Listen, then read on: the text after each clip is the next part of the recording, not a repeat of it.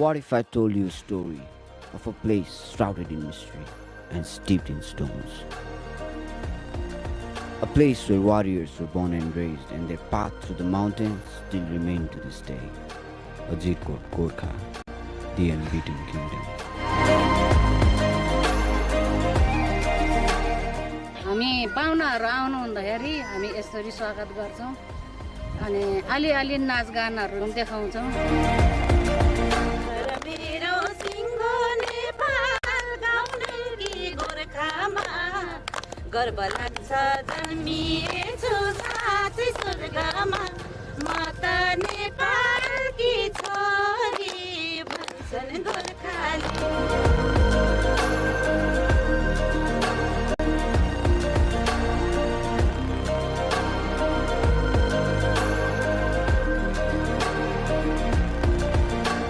जस्तो घाटु चुड्काहरू भन्ने चाहिँ विशेष गरी हुन्छ यहाँ।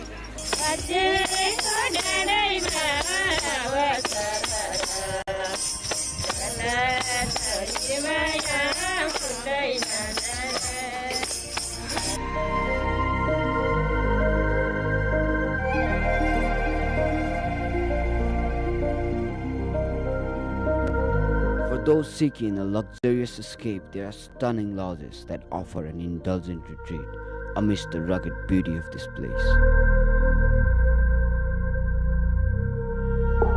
But for the true adventurers, this place has it all, from trekking through dense forest of Nagepokari trails to exploring ancient temples and learning the rich history of the region. So, what do you fancy? Are you the solo explorer, or do you prefer luxury within nature? Or perhaps you are the one who seeks to witness it all. Well, after all, life is a box of chocolates, and this place is filled with surprises.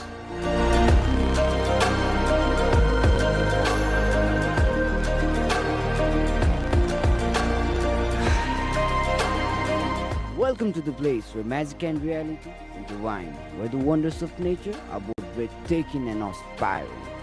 From the elevations of 300 meters to a towering 8,000 meters, this place will leave you mesmerized and in awe.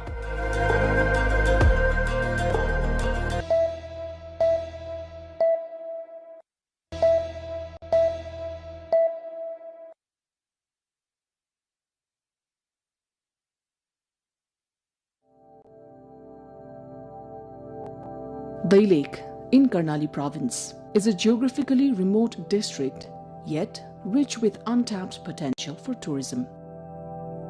Stepping into Dai Lake, celebrated as a treasure trove of Khas art, culture and heritage, brings a unique sense of joy. Journey begins amid its natural beauty, leading us toward Mahabur Rural Municipality. As we leave the mid-hill highway, the terrain becomes challenging, with hilly, muddy roads demanding patience and skill. Long lines of vehicles crawl carefully along the cliffs, reflecting both the difficulty of the route and the enduring devotion of Mahabud Dham. Many travelers choose to continue on foot, advancing step by step toward their destination. Passing through Channa, Dasarathi, Okharbanz, Bhavsaini, Noli and Unipata, pilgrims ascend the slopes toward Lisne before finally reaching Mahabu Patan. Pilgrims from Dai Lake and nearby districts often arrive late at night, having begun their journey the previous day. The path to Mahabudham is thrilling, adventurous and breathtaking, made even more dramatic by the steady rain, drifting fog and steep inclines. Yet the journey itself feels uniquely rewarding.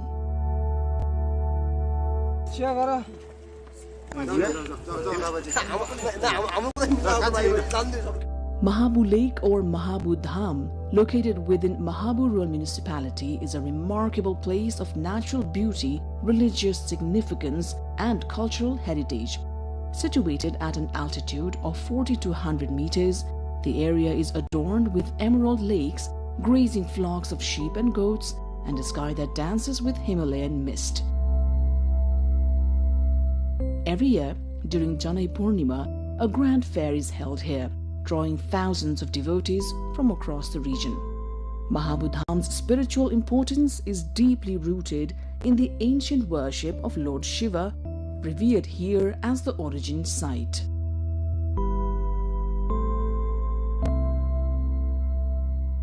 From Mahabod Lake, visitors can enjoy magnificent views of Api and Sai Palhimal, and on clear days, even the plains of Bardia. Given its religious importance and natural splendor, Mahabodham holds immense potential as a religious tourism destination. Improving the rough, narrow access roads is essential for supporting this growth. Mahabodham is more than a pilgrimage site. It is a confluence of culture, history, faith, and nature. To truly appreciate its significance, one must visit Mahabod Lake at least once, immerse oneself in its natural beauty, and experience the serene environment that leaves a lasting impression.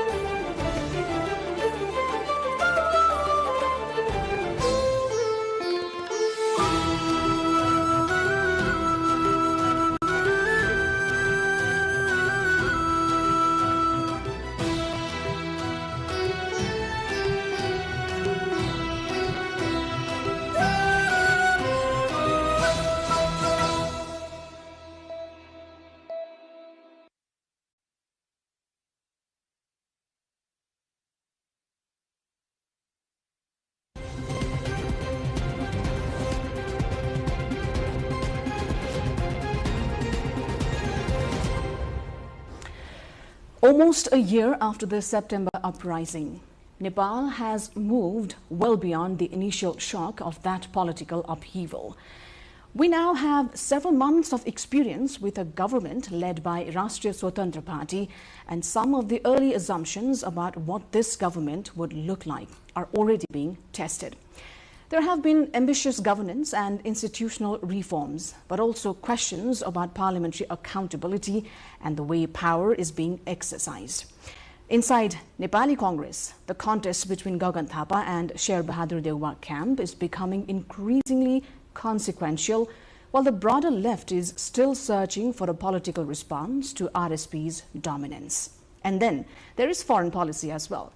The Balin government initially kept India's, China's and the Western diplomatic establishments at a certain distance.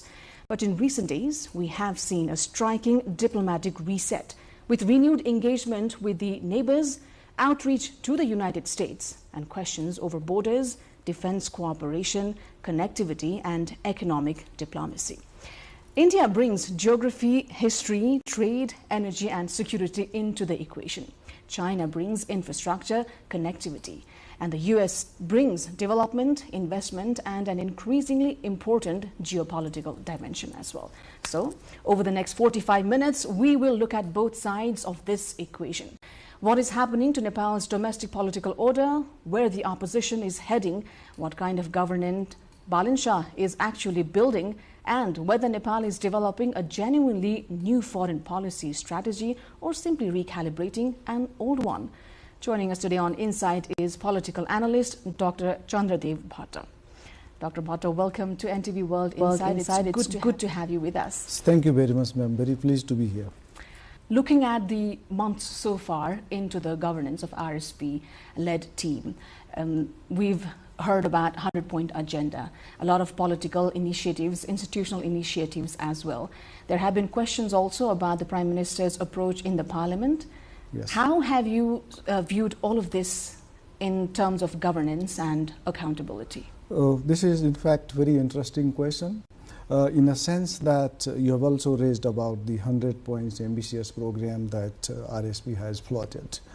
And all these programs, if they were truly implemented, they certainly have potential to change the political landscape of Nepal. In fact, political landscape has already changed, but that has, those points have a lot of potential to bring about positive changes in our society. But we have reached to the point where we can neither be optimistic nor be pessimistic. Government has been in power, it's almost 5 months, but it's there are a lot of confusion. We really don't know what exactly this government wanted to do. In the 100-point programs, they talked about different developmental initiatives they basically wanted to pursue. But right after the budget, none of these points were really reflected in the national budget. If you look at the budget, it's really discouraging, not only for the common people but also for those who have been engaged in the capital formation process in this country for a long period of time. They were not really convinced, neither the common people, because government came up with different types of taxes, and which definitely is not really going well in the days to come. So that's the most important factor. The very objective of this post-electoral Gen Z government is to provide economic security, good governance, and political stability in the country. And apart from that, as you mentioned in your opening remarks, they also talked about foreign policy. If we look at all these factors, I think we are not really in a position to say what direction government is going to take in the days to come. Let's talk about the governance. They certainly wanted to introduce some positive steps in the governance, and things have improved as well in many areas in terms of service delivery. If you go to to renew your licenses or things like that, I think slightly situation has changed there. But again, if you go to the passport office, there was a huge queue and the situation was about to go out of hands. Likewise, in other sectors as well, for governance and service delivery, bureaucracy is the most important element, and bureaucracy somehow has been terrified, primarily because first the way the chief secretary has been appointed, there has been a lot of frustration within the bureaucracy. Bureaucracy basically operates on hierarchy, and hierarchy to some extent has not really been upheld. Because of that, a lot of files in the Singha Darbar are not really moving ahead in a way they should have moved. So this is creating a lot of obstacles for the government to implement the policies and program it wanted to pursue. The second factor is the conflict between some sort, I won't really use the word conflict, but some sort of tension between judiciary and the government. Most of the decisions that government has taken, they have been turned over by the Supreme Court as well. There are also reasons behind that. Primarily, that's my opinion. The way the judges have been, the Chief Justice has been appointed. Maybe he's also not the senior most judge to be appointed. So there are also issues as well. So apart from that, the government has created superstructure, one structure above the established bureaucratic mechanism, the advisors and people like that. They're coming very strongly on the established bureaucracy as well. So they have their own ways of dealing with the things. So by and large, if you look at from this perspective, the way governance should have been maintained, it's not really going ahead. Maybe they do not have much experience of running the bureaucracy, or the bureaucracy is not really cooperating with the current government, primarily because they have been working with the old establishment for a long period of time. This could be the reason. The second point is corruption. Okay, corruption has been there. It has been a biggest problem of our society, but the way we are dealing with corruption today is not really going to be helpful in the long run. Because if you look at, it's not only the people in the bureaucracy, but outside of bureaucracy as well, in the private sector, the business community has also been terrified because the way the government has been arresting people and things, these all things are not really creating a good momentum, overall governance structure. The third point is, I would say, the governance is also about strengthening the capacity of the state institutions, and the state institutions can only be strengthened when we have got a strong bureaucracy, and bureaucracy has a confidence. Bureaucracy and government have confidence on each other. That we don't really see that happening at the moment. And if you put all these things put together, we can come to the conclusion that there is a lot of confusions in the government. Perhaps things will improve in the days to come, but as of now, the situation is not really that encouraging as it should have been. Of course, there is a need to have some sort of cleaning in the governance as well, because this has been, things have been not really moving into the right direction for the last many years. People, if I say 35 years, the political leaders from the old establishment will not like it, because during the last 35 years, many things have happened as well, good things have happened. But if you look at, there is the need to have some sort of cleanings in our systems as well. But in the name of cleaning, we cannot really weaken the state institutions, the bureaucracy, the judiciary, the police forces, and in the university mechanisms.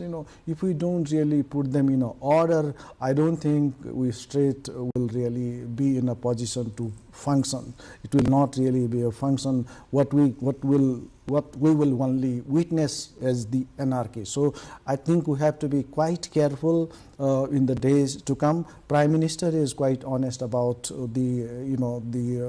ending corruption in this country.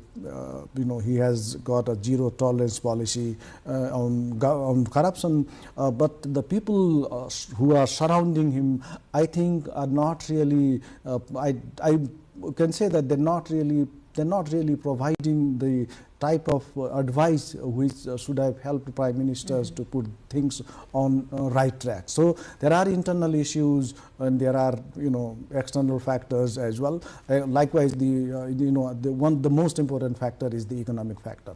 I think we're not really performing well in terms of economy. If you look at we've not really been able to create jobs in the country, and the confidence of the investors is really going down.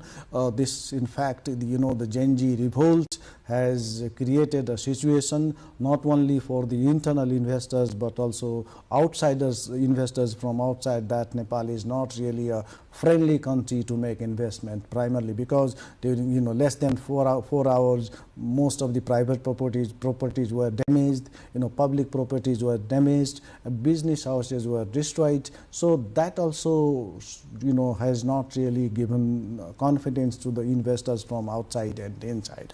Apart from that, we've also the government became very strong on business community in terms of the corruption related issues and things like that. So I think the primary job for the government should have been to take business community and industrialists and those who have been engaged in the capital formation process in this country into confidence. That did not really happen. I think in the days to come, so there will be huge gap between the expectations and the delivery, which certainly will not really be good for the RSP-led government as well as the people at large, and people will they will lose trust not only on the political parties like they had with the old political parties, but the new political forces as well, who basically came with the agendas of having prosperous Nepal and also wanted to have some sort of good governance in the country. That's a very beautiful and comprehensive summary of the governance status so far. Before we break down in all the themes that you touched upon, I just wanted to ask you, without sounding very pessimistic, it's only been a few months that the government started working, but do you think there will be a tipping point for people? Because we beared a big loss before we gave a mandate to this government. That's right? true. So do you think there will be a tipping point? Will we lose patience with the government from the works that they have done so far? Because in this period we also witnessed the loss of a youth who self-immolated in the capital. Yeah, I think that's quite an interesting fact in fact, and the most the biggest challenge for this government, in fact, for any government for that reason, is to maintain the confidence of people on both on the polity as well as on the government itself. If the government fails to maintain people's confidence on the system, I think it creates a lot of problem for the government as well as for the political system. But in government, I would say there are reasons to be optimistic as well, because they are also in the phase of introducing big changes in the government mechanism. When changes happen, people certainly have some problems as well. Changes come with cost as well, and it comes with pain, in fact, and it also takes a longer time, and we cannot really expect all the problems to be resolved within 5 months. That will be, we should not expect that, because it's too early to make any judgment, in fact. But the thing is that government at least should take some initiatives to put things into perspective, so that people at least can have a positive image or positive opinion about the government. You mentioned this government has kind of had a breakaway from the traditional Yes. Practices in the bureaucracy. You think this is a little troublesome, because it's, of course, learning by doing, but are they experimenting or not? I think we need efficient bureaucracy. The way bureaucracy has been working in this country for a long period of time is not really helpful. Has not really been helpful. I'm not saying this. A lot of people are saying this because people think there are problems with the bureaucracy, and bureaucracy has to be fixed.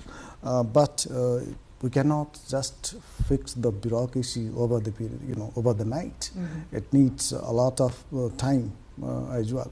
And if we try to quick fix the bureaucracy, that will have consequences, because bureaucracy, in fact, will not really cooperate. And bureaucracy is also considered as a permanent government. If you had to make one suggestion to the government when it comes to this reshuffling of the approach to the bureaucracy, what would it be? Or if there is some decision that you would want the government to retract on? I think the most important part is for this government is to, of course, we need to have a good governance. We need to end the endemic, the corruption that has been happening in this country for a long period of time. But do it step by step. Don't try to do everything together, because that will only weaken the state institutions. Once the state institutions are weakened, it takes a lot of time to rebuild them. So that's the biggest problem. What would you say would be the first step, and then follow? First step, I would say, of course, bureaucracy. We need to have a good governance in the system. In the governance, in the politics, but that requires a lot of work as well, hard work as well. Also, there has to be a deeper level of thinking as well. I said it primarily because in the name of governance, we can also destroy a lot of things. So I basically wanted to say that this government should also try to take the state institutions on its side. The confidence. There has to be some sort of confidence between the institutions and the government in power, which I think is missing at the moment. So that has to be restored at some point of time. And the second most important for this government is to try to talk to the people as well, to communicate to the people, which is not really happening. When RSP emerged into mainstream, they were neither left-leaning or right-leaning. Would you agree to that? And somewhere in between, they talked about social democracy. Does a political party necessarily have to lean to the left or the right? This is very interesting question. RSP, to me, is largely a programmatic political parties. They have certain agendas. They said they wanted to have a good governance, development, and things like that. And they did not have a defined ideology for a long period of time, which I think they still don't have. Principally, they said they believe in social democracy, but in practice, that did not really happen, which we could, notice in the budget which they have recently released. I think if you look at budget, is largely anti-poor. Not only anti-poor, in fact, it's anti-industrialist as well. Like, you know, it doesn't really help the capital formation process. So that's, that makes me to ponder on the fact that what particular ideology this government or this party is really pursuing. And ideology does not really make any sense in today's world because it does not bring food to the table. What is important for any government or any political party for that region is to policies and program that you come up with and you implement. In our case, the main ideology should have been to fulfill the basic minimum requirements of the people, and whichever way or whichever ideology is can deliver, we should go for that. And ideology also sometimes is not really always helpful. It also indoctrinates people's mindset, and political parties and the cadres who believe in that particular ideology. When you talk about the budget and government's plans, and when you say it's anti-poor, it reminded me of the health and education equity tax that the government wanted to implement, which they withdrew later on. With someone like Swarnim Wagle at the helm of Finance Ministry, who is an economist with decades of experience, making a decision like that, what do you think is the rationale behind it? Are they not getting it right despite having such amount of knowledge? There is one saying, economy is not something which should alone be left into the hands of economists. And we should not expect much from economists. There is no economist so far in the world has fixed economy, right? Economy can only be fixed by the entrepreneur class, right? By the people, those who generate economy. Economists basically are a burden on society. I might be too harsh, this might be too harsh statement, but that's the reality. We had the finest economist today, who has studied one of the finest universities in the world. He had been to the finest universities in the world. And people, in fact, had a lot of expectations from his economic policies, but nothing has happened, in fact. So the taxes on education and health is ridiculous. Likewise, the taxes which they are going to impose, which all of us will have to bear on electricity. When public utilities, when the government imposes taxes on public utilities, I think we cannot really realize the basic dividend of democracy. That's where problem lies, right? Democracy by the people, for the people. It's not really, we are just buying the people. The electricity tax for a country like Nepal with a huge hydropower potential. Yes, of course. This will have a multiple consequences on inflation rates, a lot of things. Infrastructure projects will become expensive in the days to come. We hear a lot about economic diplomacy as well. Dr. Wagle talking about it, promoting about it. How feasible is economic diplomacy for a small economy like ours compared to giants around us? No, economic diplomacy, I think it's not only Swarnim Wagle who is talking about it. The debate around economic diplomacy has been going on for nearly 30 plus years now. During the late 90s, right after the liberalization process that took place, not only in other parts of the world, but also here.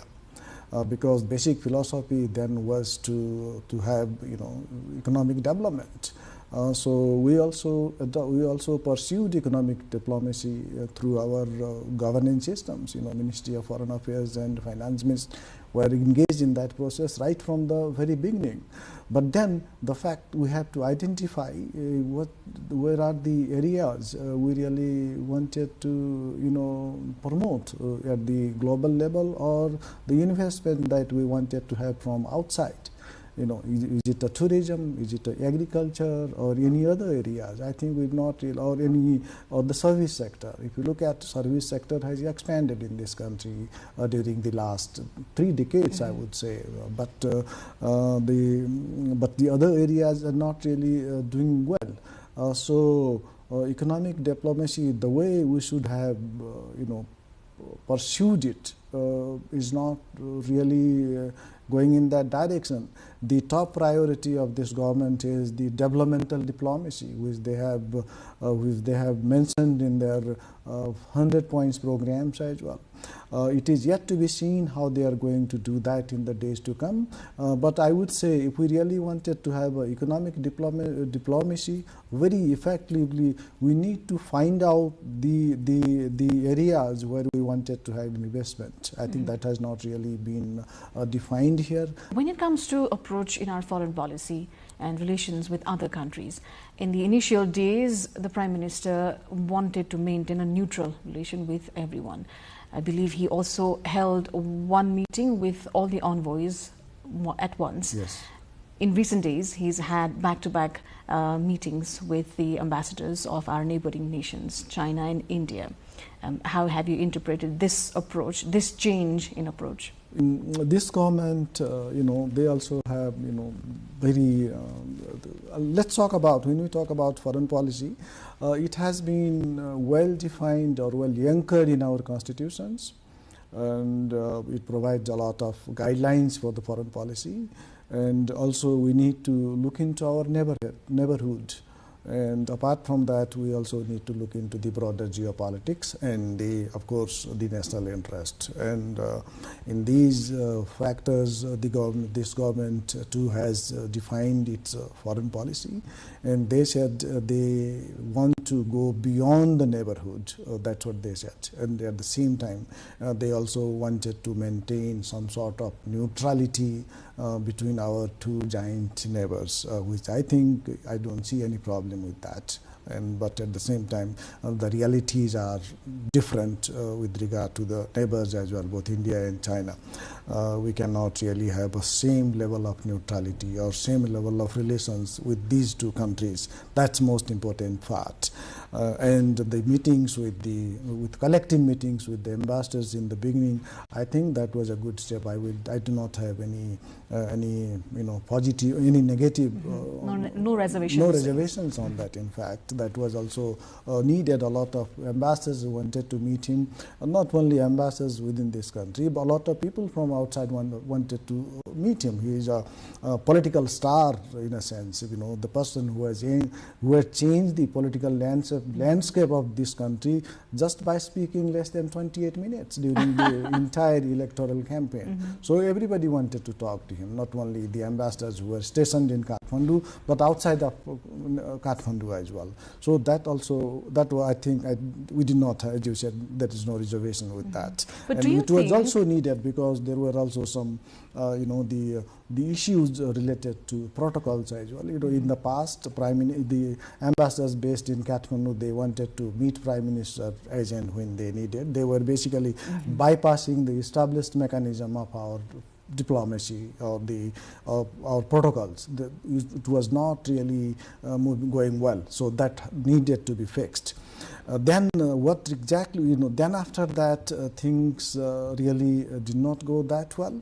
One most important factor in that context is the planned visit of the Indian Foreign Secretary, which I think the Prime Minister, that's what it came out in media.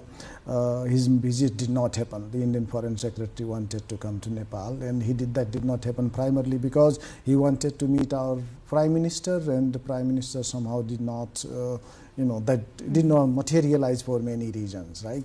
That I think did not really, I would say it's not, we should have done that. And then after, all these, then of course the visits from the visits by the party president, Ravi Lambisani, to India was a positive step. Likewise, the visit from the part of a foreign minister to India as well as China.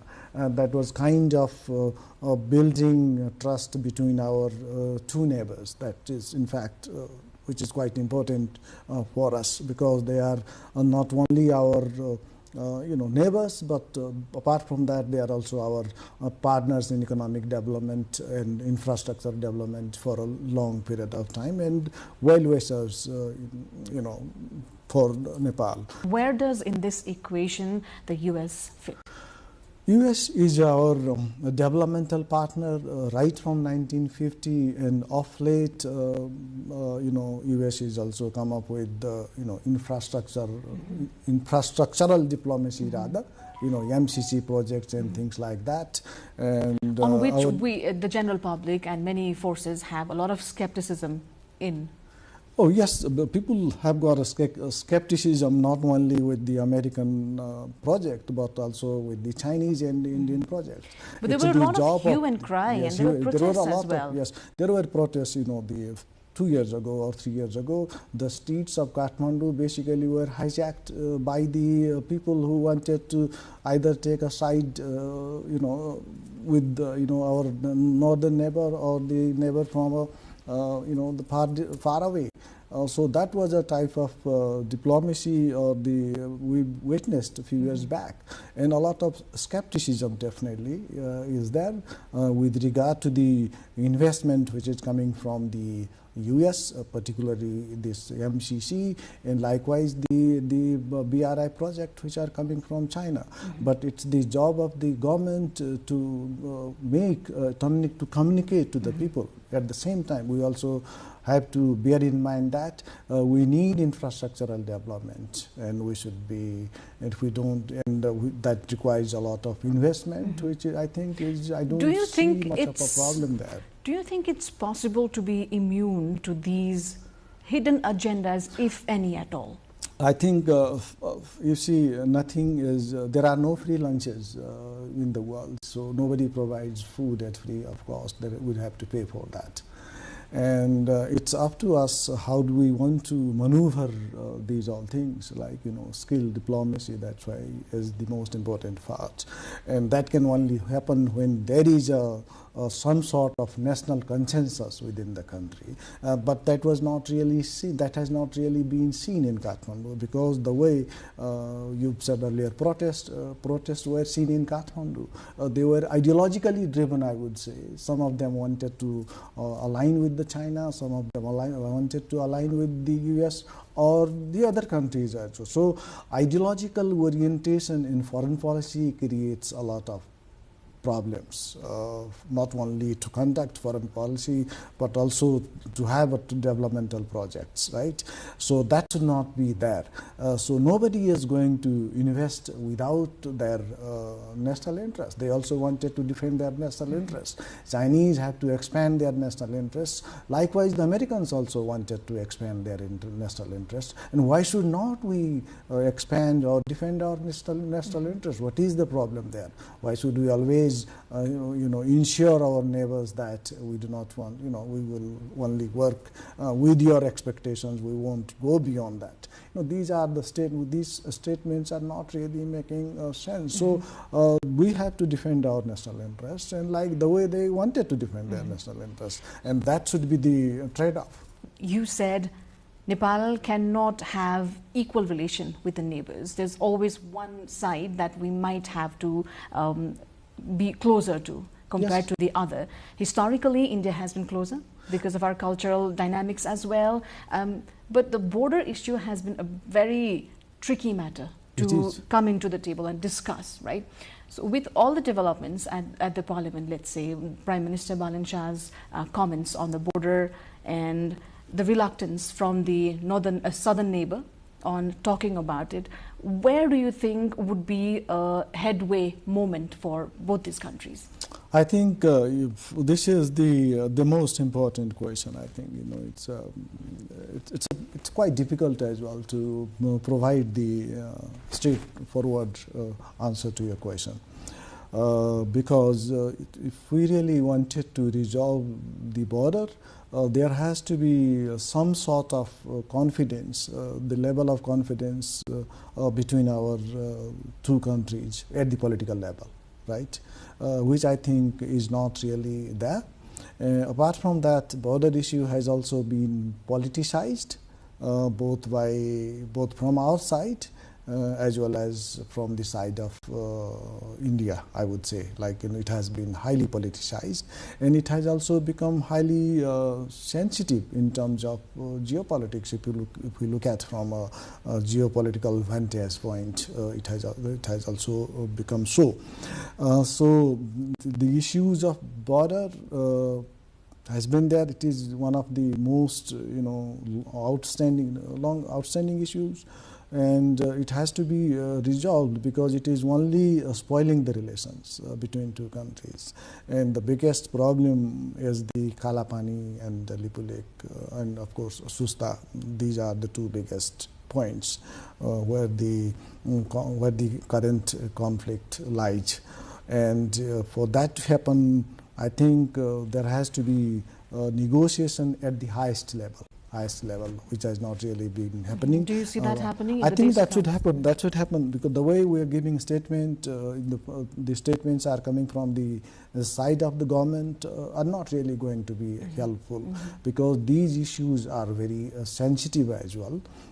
And the way the activism is also taking place around these issues is not really going to be helpful. It will be counterproductive in the days to come. So these issues, the issues related to border will have to be dealt very succinctly at the highest level, and then I'm sure there are ways to do it.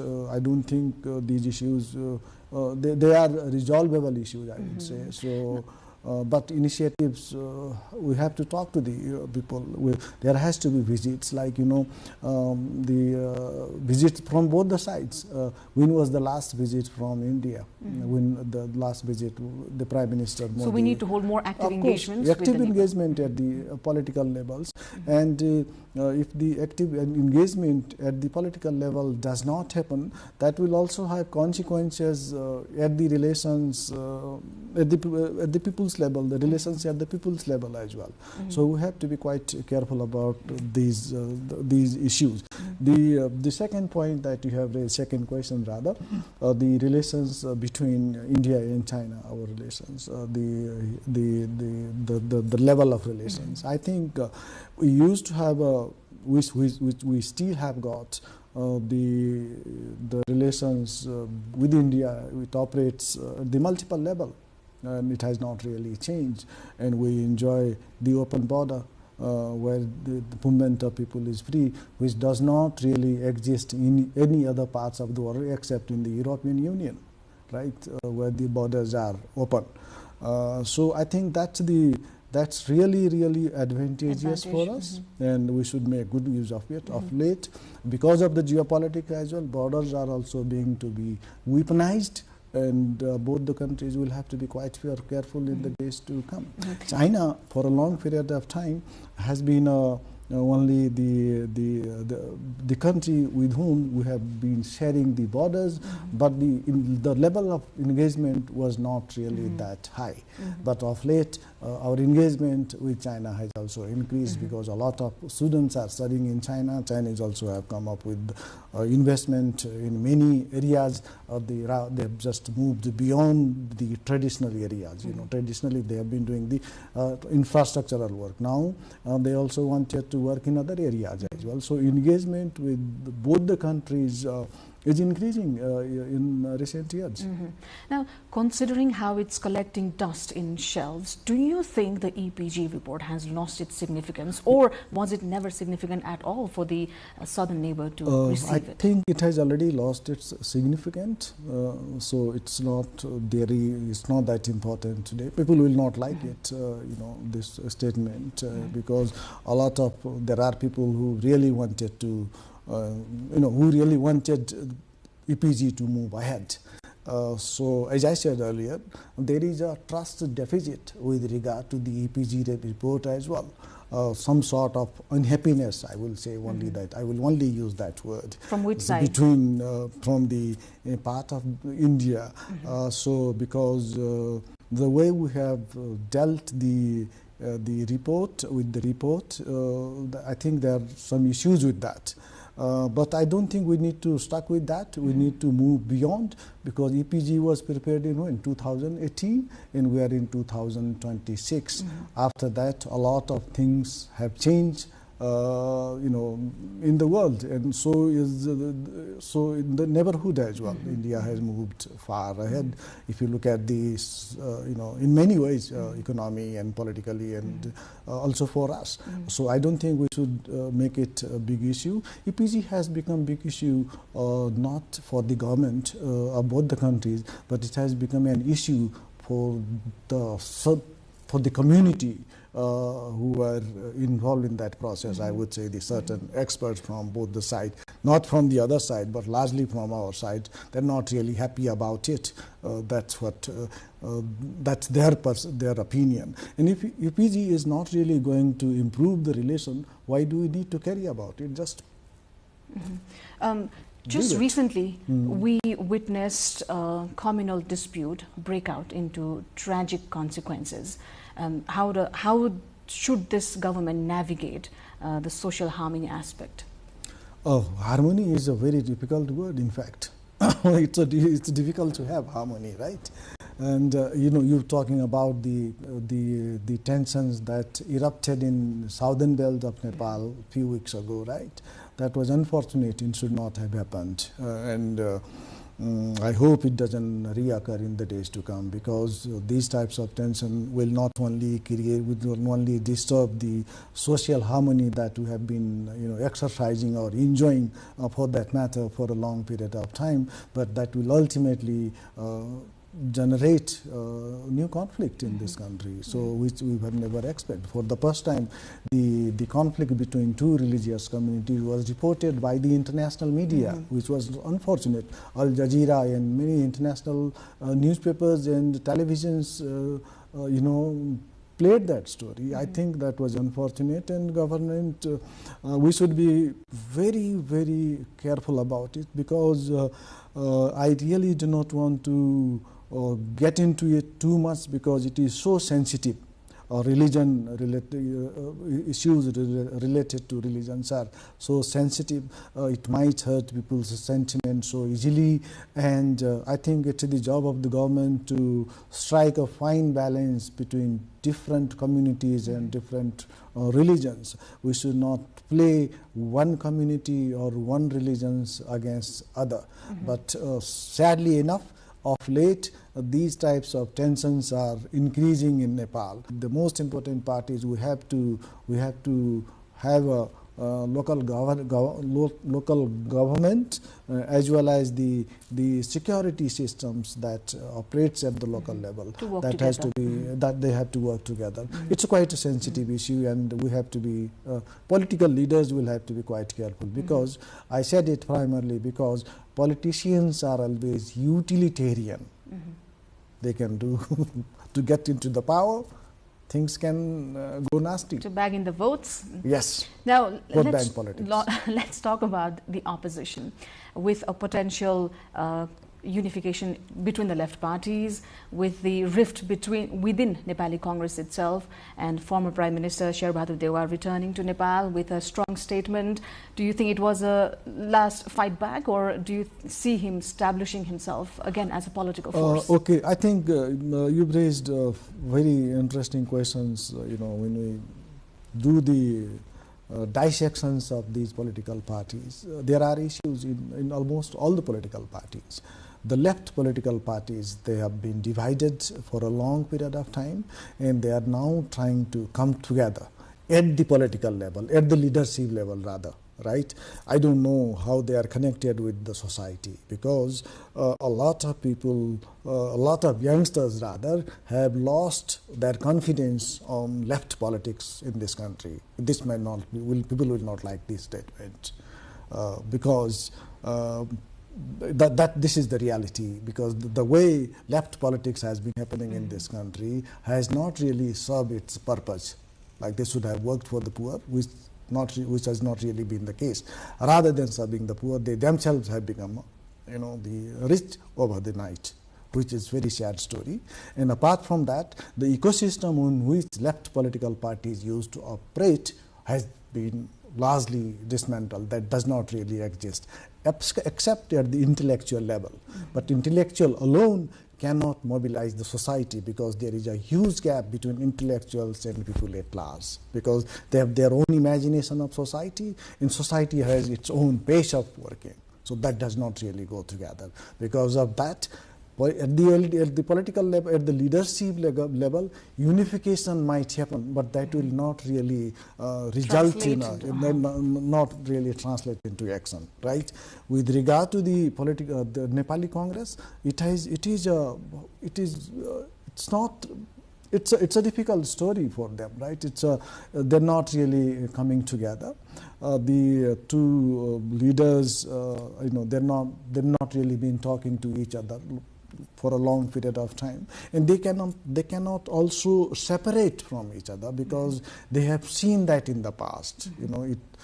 Congress divided was split in the past as well, and the consequences. When you say two leaders, is it Thapa and Deuba? Deuba? It is Thapa and Deuba. I think if they speak, they can resolve the problems. I don't see much ideological problem there. Now, of course, Sher Bahadur Deuba said Nepal should be, he has made his opinion about dharma. I want to use the word dharma, not religion, for certain reasons. Like he has made that statement, but people people within his party, and of course the party of Gagan Thapa today, there are people who have got a similar opinion with regard to the dharma there, because a lot of people think that the way Nepal has been declared as a secular state was not really, it was not really followed the due process, because people's opinions were collected and they were not really then discussed and consulted later, and secularism has been inserted in the constitution, which many people think it was against their desire. So at the same time, politicians in this country were not really being able to convince the people that secularism is not really anti-dharma or anti-Sanatan Dharma or anti-Hinduism for that region, or Buddhist or Kirat or like that. And we did not really have enough discussion on dharma in this country. So that's why this issue is going to come up again and again. Not only Sher Bahadur Deuba, other leaders in the future will also come up with this issue. I think last year, if you remember, Gagan Thapa also gave the statement. He said the state cannot be a dharma nirapeksha or secular. That he is on record on that particular point. So the issues of dharma is not going to die out so easily, but there are problems now. Because when political leaders are trying to use dharma to get into the politics or religion to get into the power, is not really, that does not really come up with a positive impact. It is going to be very, very difficult now. So it should have been discussed.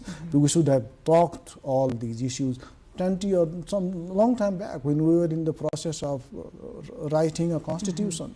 So it's too late, and also it's the way political leaders are coming up with this statement. It's not about dharma per se, but it's rather they basically wanted to use it as a ladder to get into the power. Politics. That's my opinion. And in all of this, where do you see Rashtriya Prajatantra Party with their agenda? It's a smaller party, big issues. They're also divided. They are the, Rashtriya Prajatantra Party, if this is the party which keeps on, almost every year they keeps on splitting. So that they don't have agenda now, I would say. Of course, they talk about the restoring the constitutional monarchy as well as a Hindu state, but they don't really have neither they have got a strength nor they have a capacity to do that. That will simply remain as a political agenda or a slogan only. So I don't think that's really not going to make much difference. Of course, as I said, it will remain as an issue. It will remain, and it is going to be, in fact, sadly enough, it's going to be the most sellable issues, really, dharma, in the days to come in this country. 1 year from now, if we sit again for a talk, how do you see the RSP government performing? Do you think they will come out as a winner or failure? I think it would be good for them as well as for the country that they come as a winner, because we cannot really afford to have another movement in this country, or the type of movement that we witnessed last year when youngsters have had to lose their life. That we are not really in a position to have these types of movement, conflict in our society, in the days to come as well. So we should stop these things, and RSP should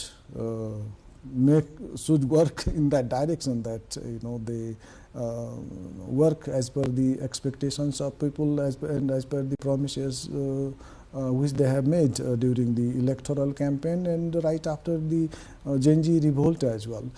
So if they, but the biggest problem with RSP is if the current, the tension between the party continues, I think I don't think it's really going to be on the right direction. So they have to resolve their internal issues, which are largely coming in media, the tension between two leaders, and as well as they should also, it's high time for them to talk to the people and come up with the policies which are really helpful for the country.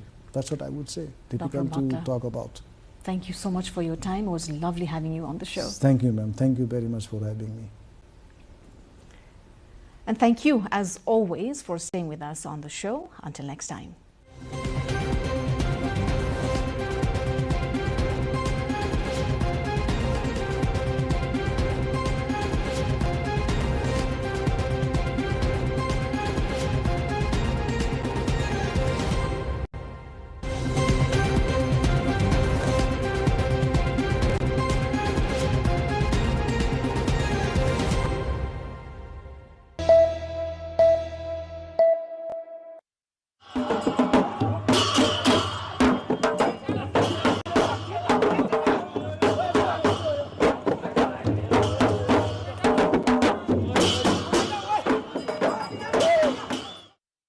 Music,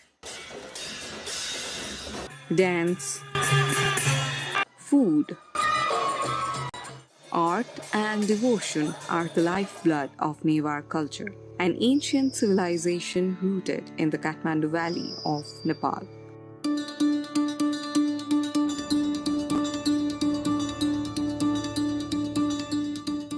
With lively festivals nearly every fortnight, the Newars celebrate life through a rich tapestry of traditions known as Jatra.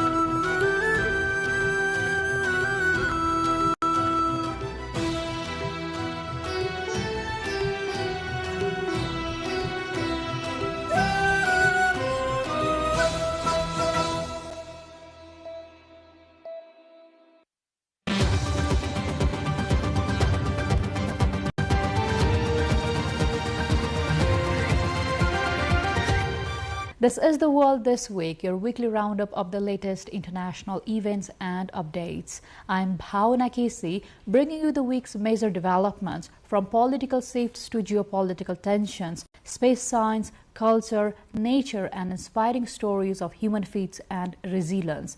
We have all that you need.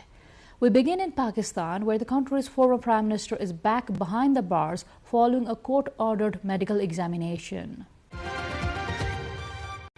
Pakistan's former Prime Minister Imran Khan has been sent back to prison after doctors declared him medically fit following a hospital examination ordered by the Supreme Court.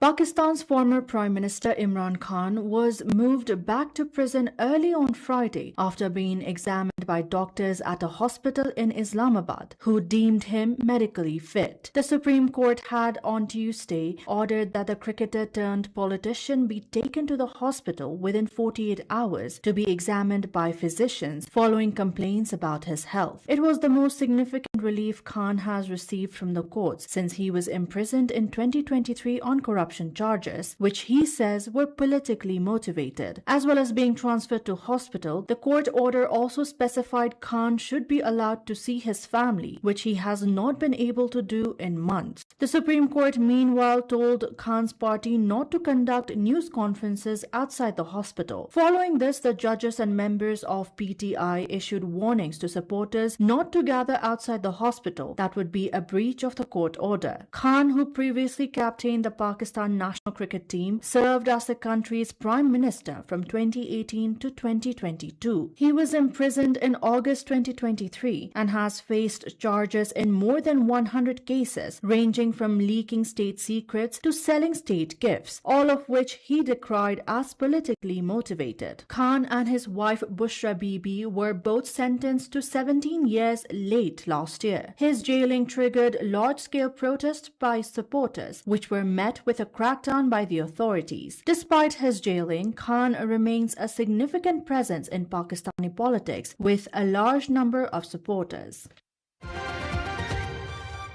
An other major development from South Asia, Bangladesh has elected Mirza Fakhrul Islam Alamgir as its new president as the country continues its political transition following Sheikh Hasina's ouster.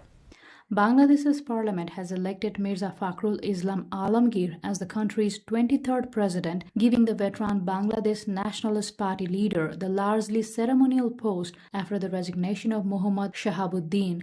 78-year-old Alamgir won 255 votes, beating opposition candidate Oli Ahmed, who received 88 votes. The election was the first contested presidential poll in Bangladesh in 35 years. The presidency is largely ceremonial, but the president serves as the head of state and commander-in-chief of the armed forces. His election follows the resignation of Muhammad Shahabuddin last month before the end of his 5-year term. Shahabuddin, who had served as a president under Sheikh Hasina's Awami League government, stepped down citing health reasons. The change comes as Bangladesh continues to deal with the political fallout from the 2024 protest that brought down Sheikh Hasina's government. Hasina fled to India and now faces serious legal proceedings in Bangladesh. She has recently said she intends to return to the country, raising the prospect of another major political confrontation.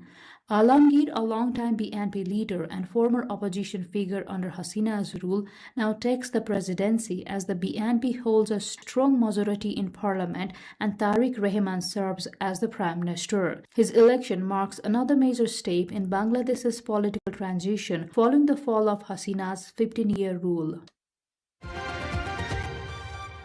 Turning to East Asia, North Korea has fired around 10 short-range missiles as joint U.S.-South Korea drills ended 6 days early following U.S. President Donald Trump's order to scale them back. North Korea has fired around 10 short-range ballistic missiles towards the East Sea, just as a major joint military exercise between the United States and South Korea ends earlier than planned. South Korea says the missiles were launched from the Pyongyang area and flew about 300 kilometers before falling into the sea. Seoul has condemned the launch as a violation of UN Security Council resolutions. The launches came after North Korea strongly criticized the annual Olchi Turkey Freedom Shield exercise, calling it a rehearsal for invasion. The drills were originally scheduled to run in 2 phases through August 27, but after US President Donald Trump ordered a substantial reduction in the scale of the exercises, American and South Korean forces agreed to end the drills after the first phase on Friday, cutting the planned duration roughly in half. The decision has raised questions about the future of the US-South Korea security alliance. Seoul regards the exercises as an important demonstration of Washington's commitment to defending the South. Trump, meanwhile, has signaled that he wants to meet North Korean leader Kim Jong-un again later this year and revive nuclear diplomacy. And I know Kim Jong-un very well, and he's going to be fine. As long as we have a smart president, he's going to be fine. If we have a dumb president, then he's probably not going to be so fine. Yeah, I will be. But Pyongyang has rejected the latest U.S. gestures as insufficient. For South Korea and its allies, the latest missile launches underline the dilemma. Washington wants to reopen diplomacy with Pyongyang, while Seoul must maintain military readiness against a continuing North Korean threat. We turn to the Middle East, where Israeli settlers have returned to a West Bank settlement evacuated 21 years ago as Israeli government pushes ahead with an expanded settlement program. About 30 Israeli families arrived at Kadim on Thursday after the settlement was officially reopened, according to a regional settlers council. Kadim, located on a hillside near the Palestinian city of Jenin, was among 4 settlements dismantled in the northern West Bank in 2005. The move was part of Israel's unilateral disengagement plan, which also removed all Israeli settlers and soldiers from the Gaza Strip. The Israeli government at the time said the northern West Bank settlements were isolated and costly to protect. Kadim is now the last of 4 those settlements to reopen. Ghanim, Sanur, and Homes have already been re-established, with settlers moving back in. The return comes as Israel's current government accelerates settlement expansion in the occupied West Bank. Since taking office in late 2022, it has approved more than 100 new settlements, including 19 in the northern West Bank. The United Nations and most of the international community consider Israeli settlements in the occupied West Bank illegal under the international law, while unauthorized outposts are also illegal under Israeli law. The expansion has further increased tensions with Palestinians and drawn international concern over the future of the West Bank and prospects for a two-state solution. Now to Afghanistan, where the Taliban marked 5 years in power, with supporters celebrating while international criticism over its policies continues.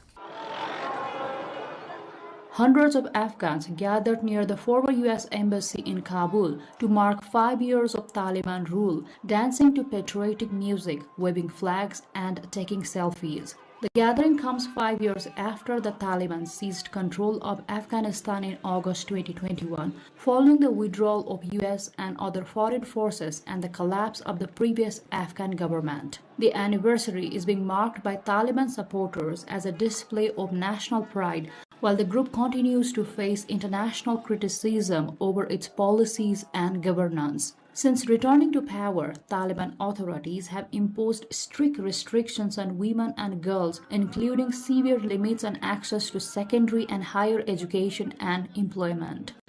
The restrictions have drawn condemnation from the United Nations and human rights organizations, which have repeatedly called on the Taliban to reverse policies that exclude women and girls from public life. Despite the criticism, some people attending the anniversary celebration said they support the Taliban and believe the group has brought greater security and stability after decades of war. The former U.S. Embassy, once a major symbol of Washington's presence in Afghanistan, provided a striking backdrop to the celebrations as the Taliban marked a milestone that remains deeply contested both inside and outside the country. 5 years since the takeover, Afghanistan continues to face major economic and humanitarian challenges, while the Taliban government remains diplomatically isolated and unrecognized by most of the countries. And in London, thousands gathered to honor Jason Ardai as his death fuels debate over racism, media scrutiny and academic pressure. Jason, my brother, Jason, my friend, look down and see the love for you. Tens of thousands of mourners gathered in London's Trafalgar Square on Monday for a vigil honoring former Cambridge University professor Jason Ardai, who died after weeks of intense media scrutiny over allegations of plagiarism. Many attendees dressed in black and carried flowers and signs including "Rest in Power, Professor Jason Ardai" and "Stop Racist Media Now." The vigil was organized by Stand Up to Racism, with speakers and mourners accusing the media of subjecting Ardai to sustained and racist pressure. 41-year-old Ardai became Cambridge University's youngest black professor when he was appointed in 2023. He was found dead at his home in South London on Friday, 2 weeks after resigning from his position at the university. UK's Metropolitan Police described the death as unexpected but said it was not believed to be suspicious. The cause of death has not been made public. The vigil followed controversy over allegations that Ardai had plagiarized sections of his 2015 doctoral thesis and embellished elements of his personal biography. Ardai denied the allegations. Liverpool John Moores University, which awarded Ardai his doctorate, said it had cleared him of plagiarism. Cambridge had initially dismissed the allegation as a vile campaign aimed at undermining his credibility, but later opened a review of his appointment amid the continuing controversy. Ardai resigned from Cambridge on August 5, saying the relentless accusations had taken a profound toll on him and his family. His family has since condemned what it described as a campaign of sustained abuse against the academic. Speaking at the vigil, UK's Member of Parliament Dawn Butler said the controversy reflected long-standing concerns about racism and media treatment. Martin Luther King said, "If you're not careful, the newspapers will have you hating the people who are being oppressed and loving those who are doing the oppressing." This battle hasn't changed. It's just the method and system that is different. The vigil brought together mourners, supporters, and campaigners who called for greater scrutiny of racism in the media and highlighted the pressures faced by black academics. We now look beyond the Earth, where Chinese astronauts are conducting experiments to understand the effects of long-duration space flight on the human body and mind. China's Shenzhou 23 astronauts have spent more than 80 days aboard the Tiangong space station, where they have advanced a broad slate of scientific experiments and operational training drills over the past week as the mission progresses steadily. The crew completed in-orbit electroencephalogram (EEG) tests and behavioral experiments of the microgravity intuitive physics project, examining how prolonged space flights affects astronauts' brain functional networks and their ability to form intuitive physical representations. They also collected and processed blood samples for research programs, including bone metabolism, interactive regulation, and space integrative omics, supporting studies on the changing patterns of the human skeletal nervous and other physiological systems during long-duration spaceflight. In addition, kinematic characteristic experiments were conducted to provide support for ergonomic design and evaluation. In the field of physiological and behavioral research, the trio finished an emergency decision-making capability assessment and an in-orbit emotional state test, part of ongoing work to track changes in crew performance and mental status throughout long-term on-orbit missions. The astronauts pushed ahead with scheduled in-orbit training and emergency drills to reinforce their operational skills and response readiness. China launched the Shenzhou 23's crewed spaceship on May 24. The mission includes a one-year in-orbit study designed to gather data for future long-duration human space missions. In Turkey, a 70-year-old retiree is turning discarded walnut shells into intricate miniature works of the art. A 70-year-old man in western Turkey has turned discarded walnut shells into miniature works of art, transforming an everyday waste product into detailed handmade figures. Suleiman Yücel began making the creations as a retirement hobby 14 years ago and now produces more than 120 different designs, including people, animals, vehicles, and musical instruments. Yücel also accepts custom orders, creating miniature figures representing professions such as doctors, lawyers, and painters. He displays his creations at a local stall where the intricate pieces attract visitors impressed by the patience and creativity involved. For Yücel, the craft has become more than a pastime, giving discarded walnut shells a new purpose while allowing him to turn his imagination into art. His work shows how simple discarded materials can be transformed into meaningful art through creativity, patience, and skilled craftsmanship. From an art made from everyday waste, we turn to the natural world, where scientists have identified a new frog species in Costa Rica, but its unusual habitat can also put it at the risk. A newly identified frog species in Costa Rica has been found thriving in an unlikely habitat, coffee plantations, while at the same time facing growing risk from the chemicals used to protect the coffee crops. The small amphibian, measuring less than 4 centimeters in length, was discovered in Costa Rica's Central Pacific region, an area known for its rich biodiversity and extensive coffee cultivation. Researchers say the frog has adapted well to the vegetation surrounding coffee plantations, where it can be found among leaves and dense undergrowth. Its distinctive appearance makes it relatively easy to identify, with large, irregular dark spots covering its back and striking golden-orange markings on its limbs. But scientists warn that the species' dependence on agricultural landscapes could also expose it to serious environmental threats. Agrochemicals, including pesticides and other crop protection products, are widely used in coffee production and can contaminate soil and water sources that amphibians depend on. Because frogs have highly sensitive skin and are particularly sensitive to the changes in their environment, researchers say exposure to agricultural chemicals could pose a significant health threat to the newly identified species. We head north to Norway, where a modern Viking ship is back in Oslo after appearing in Christopher Nolan's movie The Odyssey. The Draken Harald Hafagre, described as the world's largest modern Viking ship, has returned to Oslo after appearing in Christopher Nolan's blockbuster film The Odyssey, bringing renewed attention to Nordic maritime heritage and traditional shipbuilding. The full-scale wooden ship was used during production of the film, which is based on Homer's ancient Greek epic. Following the movie's global release, the ship's crew hopes its role in the film will generate new interest in the real seafaring traditions and craftsmanship associated with historical Viking ships. The vessel's appearance also provided its crew with memorable experiences during filming, including an unexpected incident involving one of the actors. Tramell Hudson, a crew member, recalled that an actor seated in front of him became seasick and vomited over the ship's rail, with some of it blowing back onto Hudson. One of the actors who was sitting in front of me got seasick and threw up over the rail. It blew back on me, and I thought that would be my big scene because the IMAX camera was very focused on him, and with me in the background dodging the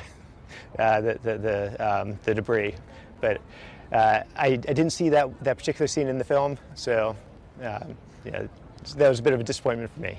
Okay. The ship's involvement in the Odyssey has given the crew an opportunity to showcase traditional Nordic maritime skills to a global audience. Built using traditional techniques and materials, the Draken Harald Hafagre represents a modern reconstruction of a Viking-era longship and is used for sailing expeditions and cultural projects. With the vessel now back in Oslo, its crew hopes the international exposure from the film will encourage greater interest in traditional shipbuilding and the maritime heritage behind the legends that continue to influence popular culture. We turn to nature's own spectacle as Mount Etna erupts again in Italy, attracting a large crowd eager to see the glowing lava.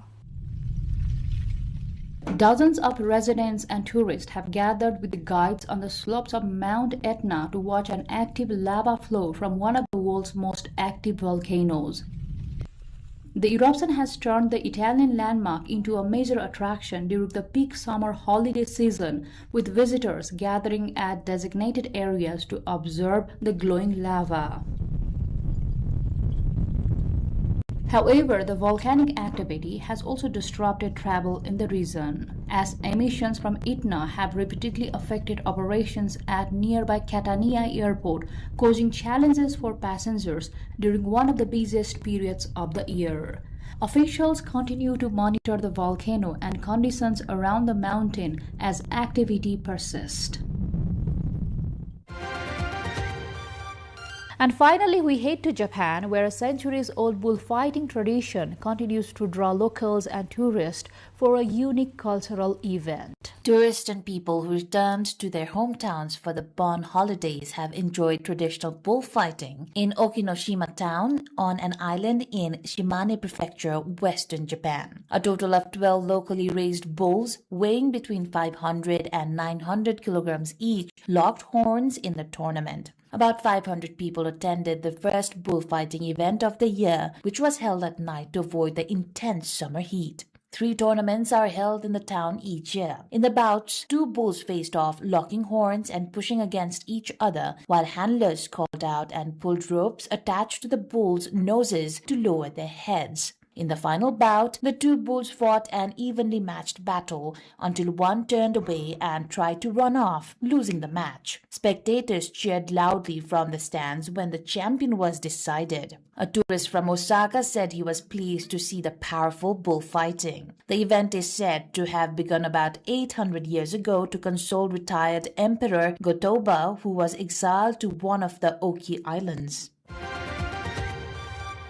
That's all for this edition of The World This Week. Thank you for joining us, and we hope you enjoyed as much as we did bringing it to you. We look forward to bringing you more of the stories shaping the world next week. You can also visit our website at www.nepaltelevision.com and follow us on our social media platforms and YouTube channel. I am Bhavna Casey. Until next time, take care and goodbye.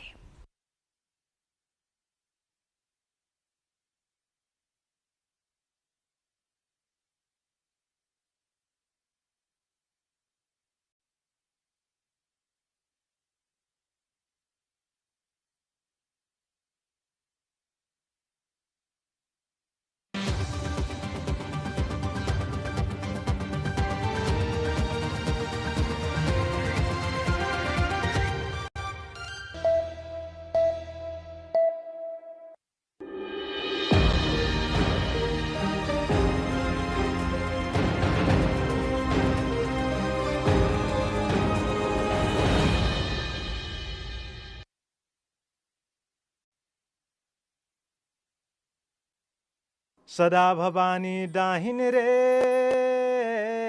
सदा भवानी दाहिन रे, सिद्ध न करे Ganesh.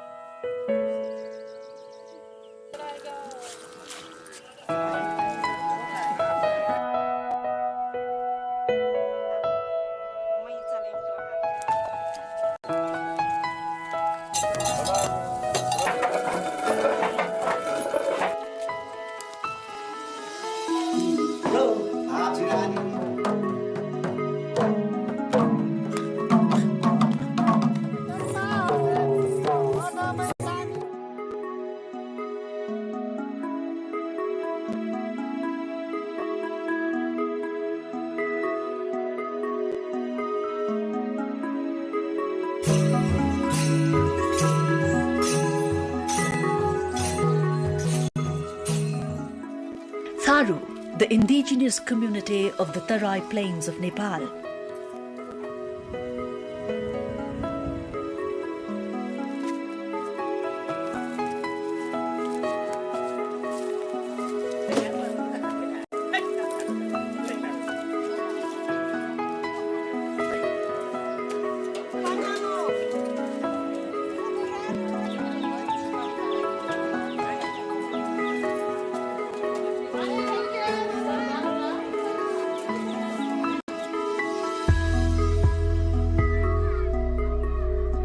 The Tharu community settled in the dense forest of Tarai and transformed it into a granary.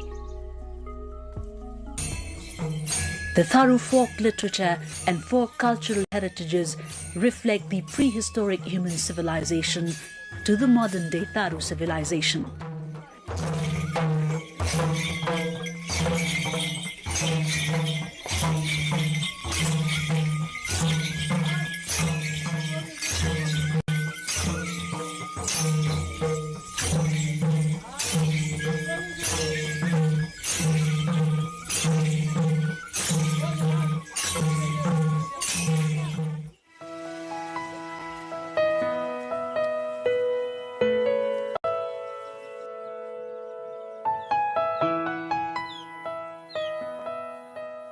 The traditional houses, clay-made utensils, wooden items, tribal words and use of tantric phrases exemplify it.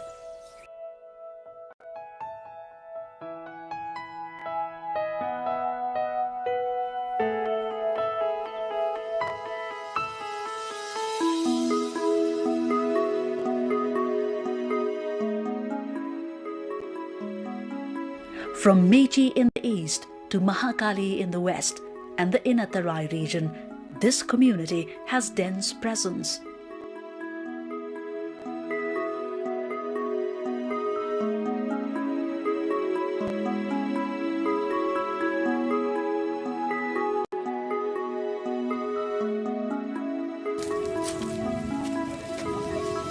Acknowledging the fact that all Tharus of Nepal are not of the same origin on basis of culture, Dang district is considered as the main place of origin of all Tharus except the Rana Tharus and Kataria Tharu of Kanchanpur district.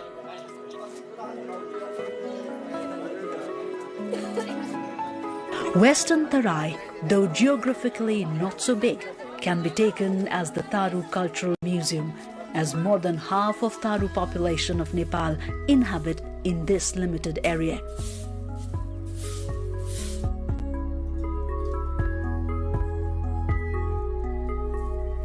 Rana Tharu, Kataria Tharu and Dangora Tharu hold a distinct identity in the Western Tarai Plains. Above this, Dang Valley being the main origin of most of the Tharus, the Tharu culture here has preserved the cultural heritages of the overall Tharus of Western Nepal.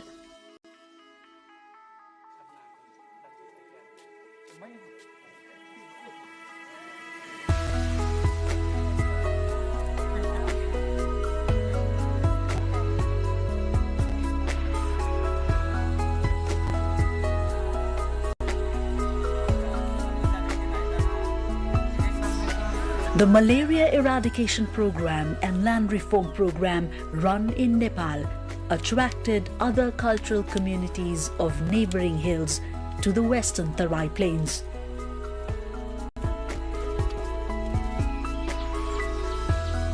The Tharus living exclusively and independently with their cultural traditions opted to migrate to Banke, Bardia, Kailali, Kanchanpur and Surkhet Valley, with the increase of an ambience of coexistence with other communities.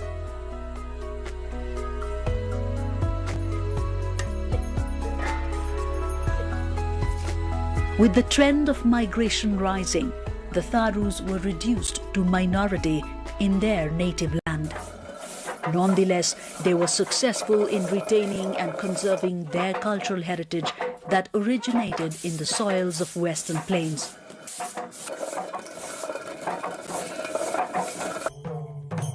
The lifelong folk dance, traditions and festivities are the examples of their cultural preservation. The Tharus have successfully kept alive traditional practices, spirit, mutual unity and harmony, which are an eminent part of their lives today as well.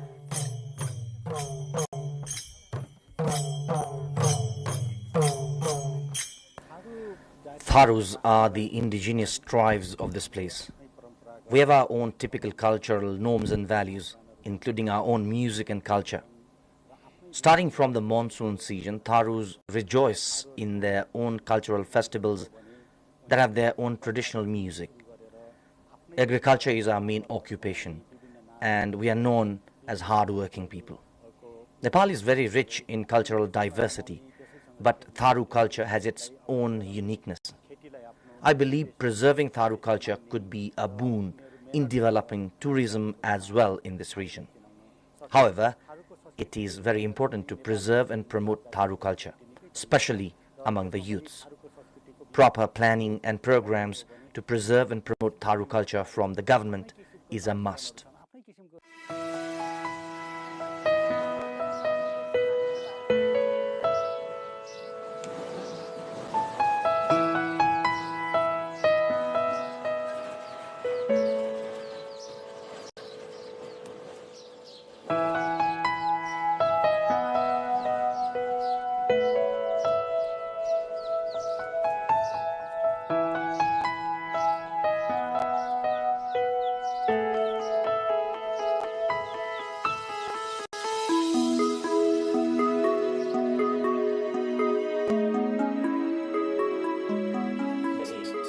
Tharu festivals, culture, traditions and practices are special and significant. As the Tharus were able to retain their traditions, their cultures have become lifelong, which indeed reflects their originality. In the cultural perspective, every month holds significance for the Tharu community.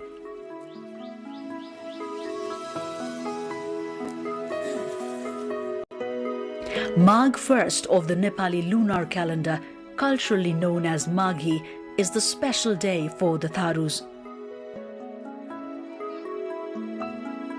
Maghi is not only a festival for them, it is the beginning of a new fiscal year. A special acceleration and fervour infuses the homes of every Tharu during the Maghi festival. Mahatwa, or village leader, is elected on this very day in consensus of all sides based on work efficiency, aptitude and capacity.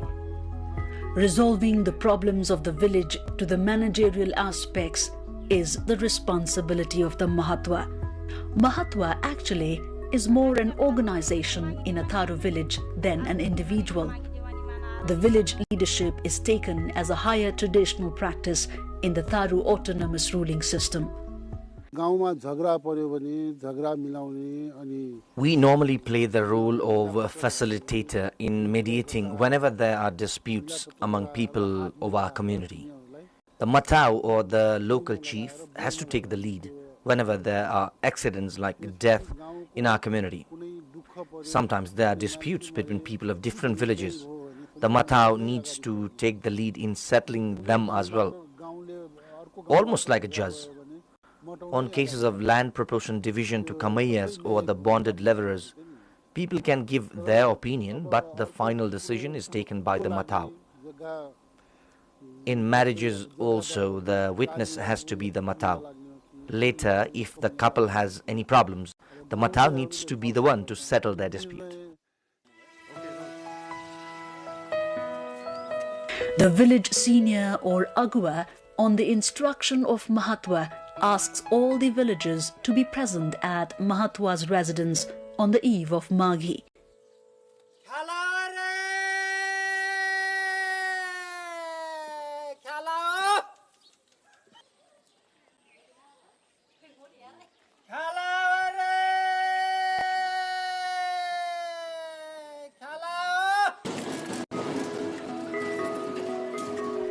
Khyala is the village council of Tharus, where every decision is taken in consensus of all sides.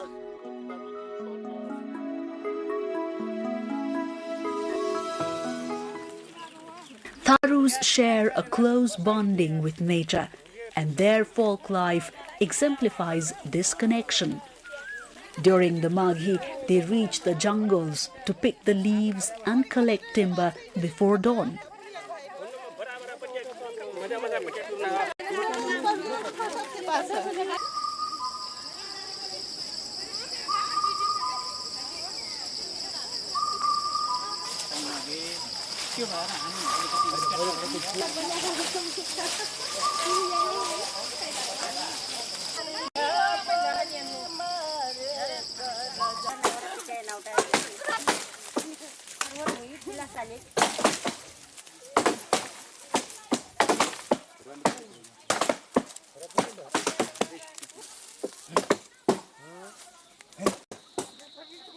Some go for fishing, as fish is the speciality of Tharu dishes.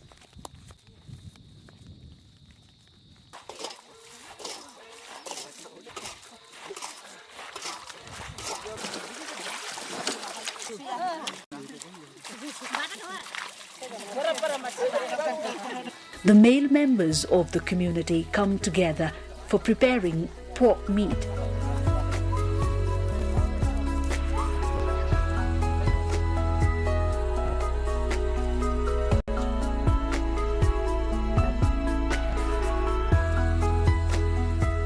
While the Tharu women get busy in cooking delicious dishes like tikri and making alcohol at home. This kind of cultural activities is not only a necessity, but also a higher degree of practice of unity and teamwork within a village.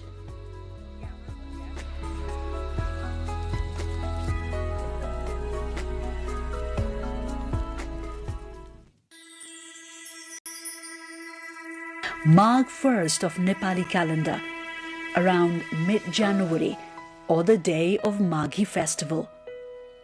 The rays of the sun are yet to fall on earth.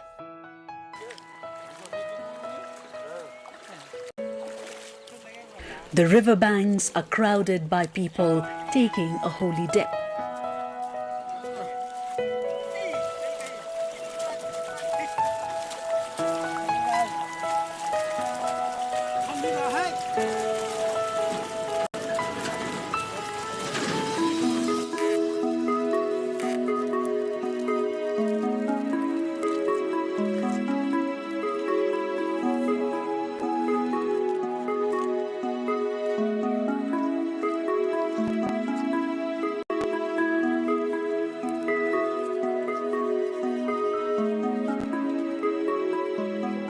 Songs can be heard playing in the background.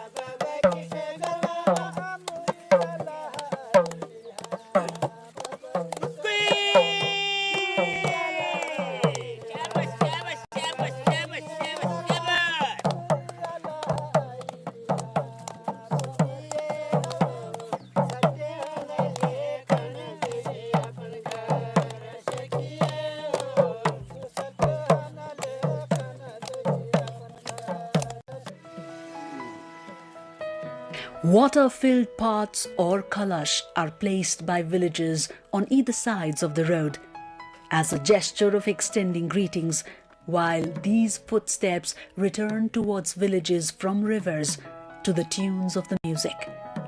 Sprinkling the holy water of kalash, a group of elderly reach the home of Mahatwa to extend greetings and for Maghi assembly.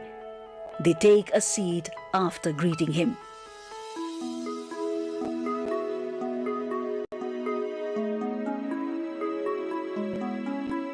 Gardhuria, or the households, elect the new leader on this very day. The assembly concludes after reviewing the overall activities of the previous year and chalking out the new plans for the new year. This is followed by feast and dance. Women perform the traditional Tharu dance of Maghota.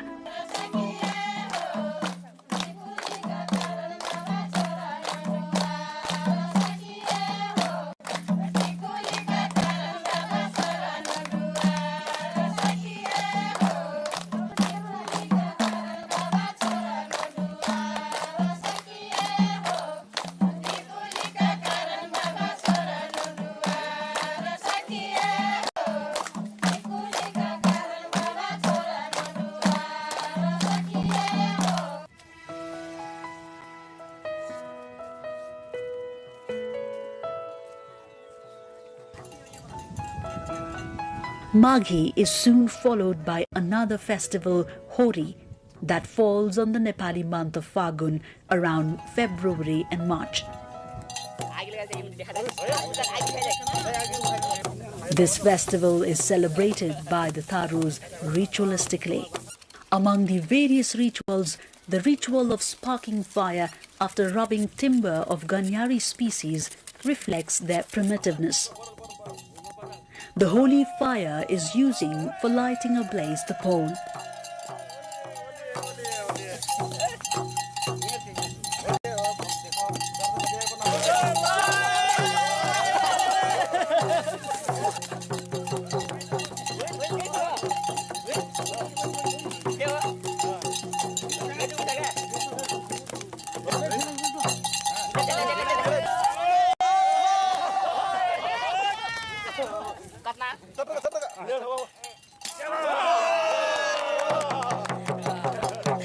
The fire used for lighting the pole is taken to home by every Gardhurya and kept safely.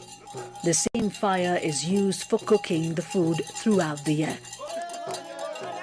Fag, that is sung marking this occasion, has lusty lines.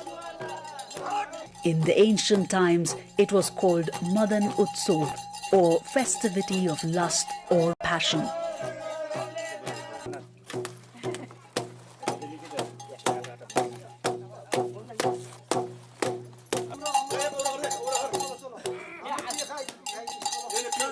Hence, the month of Fagun in the Nepali lunar calendar is a wedding month for the Tharus. Following the agreement by the family of the girl and the boy for their marriage, Tekoni, a ritual of give and take, is marked.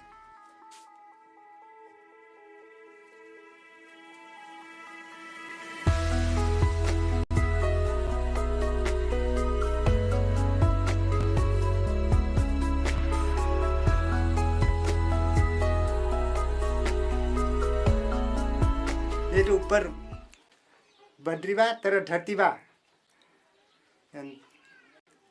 एक भी लौटबान नहीं कर ना नहीं कर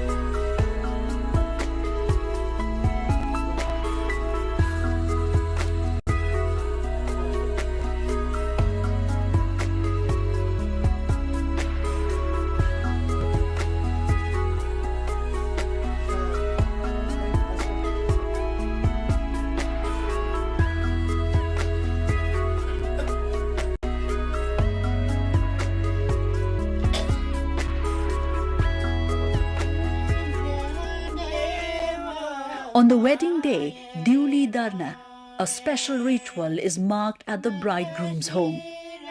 The Mahatwa robes a scarf on his head, which is called Pagya.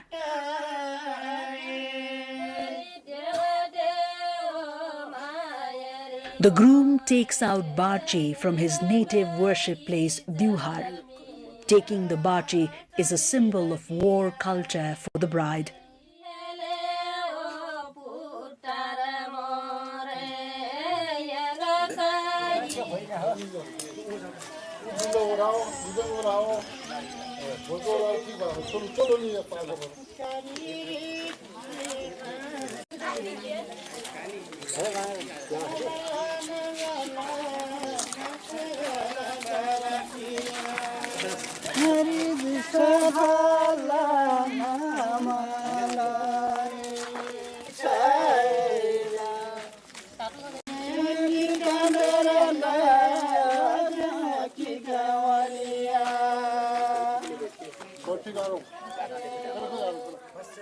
While heading to the bride's home, the groom is offered sweet delicacies by his neighbors.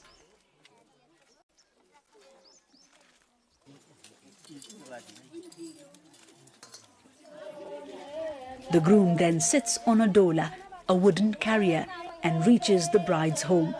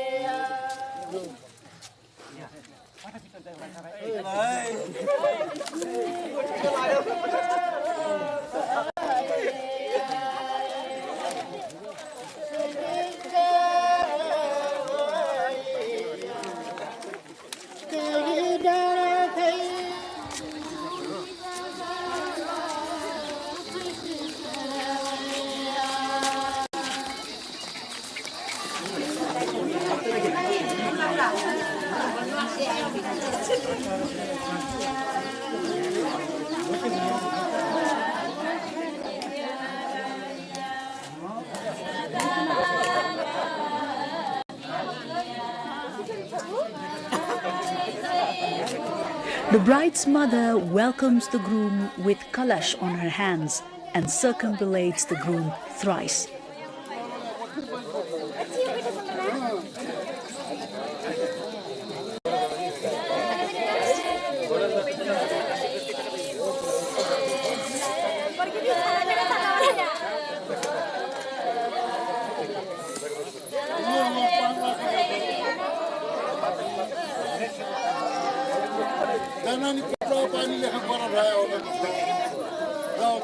The sister-in-laws wash the feet of the groom. The wedding guests from the groom's side enjoy the feast.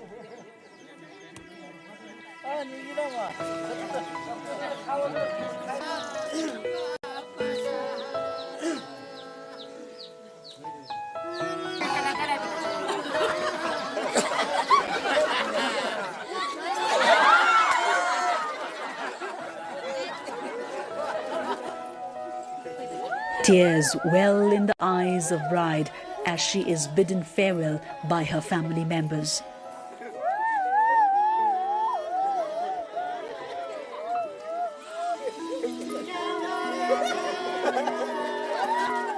The bride is then carried on the dola to the groom's house.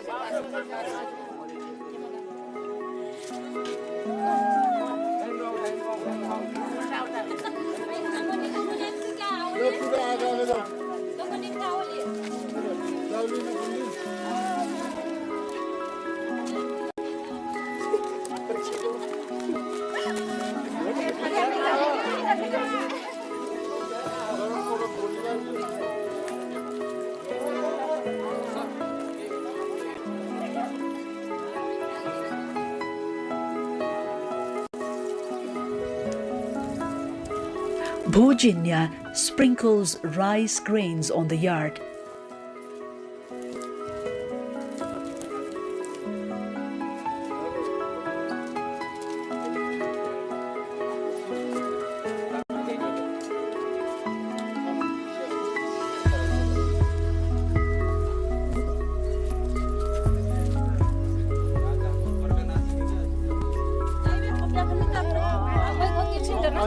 A pot full of fire is placed in front of the bride and groom. First the groom, then the bride steps on the fire and reach the duhar.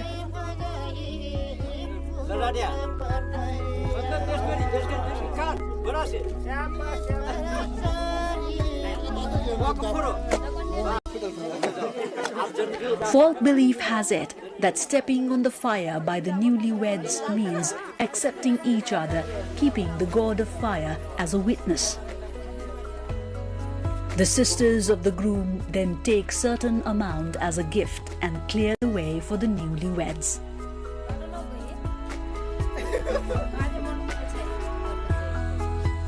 Bhojinya then receives them and collides groom's head with the bride's. Then she asks the bride to oil massage the groom's feet. After the feast, the celebration continues amid singing and dancing, performing traditional chokra and jhumra dance.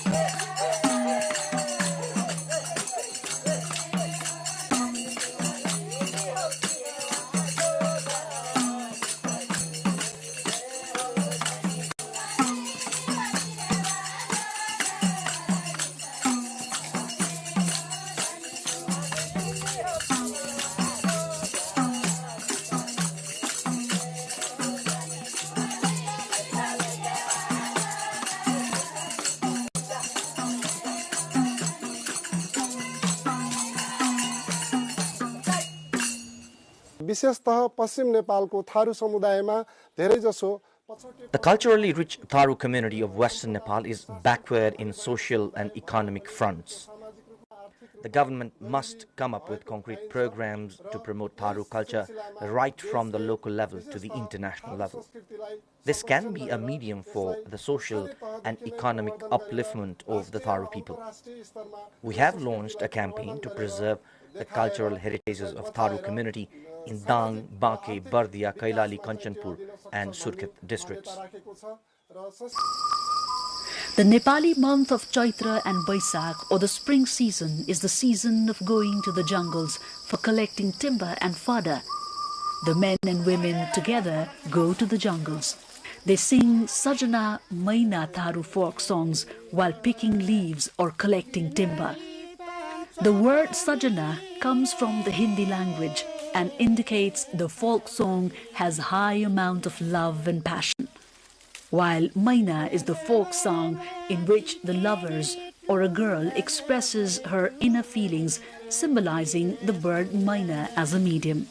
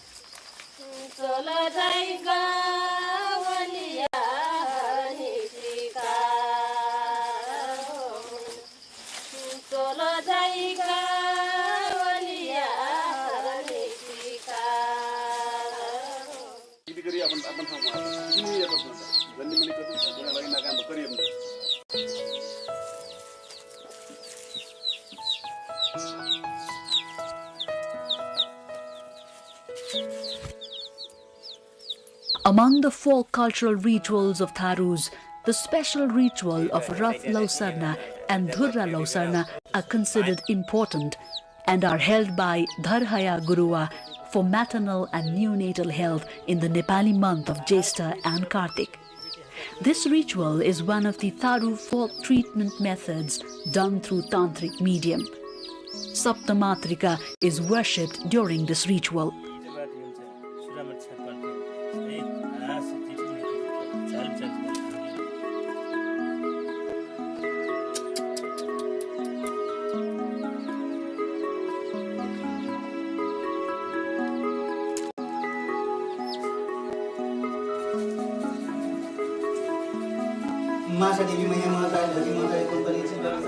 According to nature science, with the change in each season, the favorable and unfavorable effects of the seasonal change are seen in humans, animal, and the entire environment. Among the rituals carried out to protect oneself from those bad effects, Durya Guryai and Harya Guryai, carried out annually, are considered important worship rituals.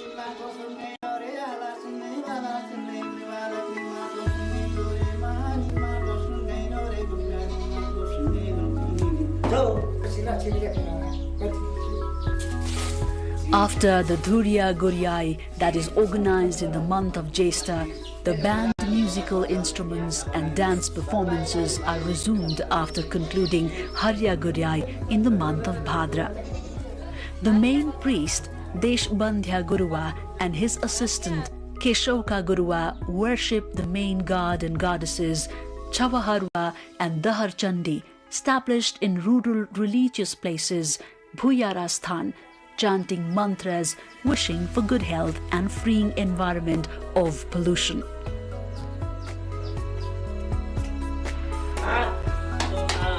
The Tharus share a close relation with the forest, and as tiger inhabits in the forest, it is worshipped as Bagreshi goddess in Tharu folk culture.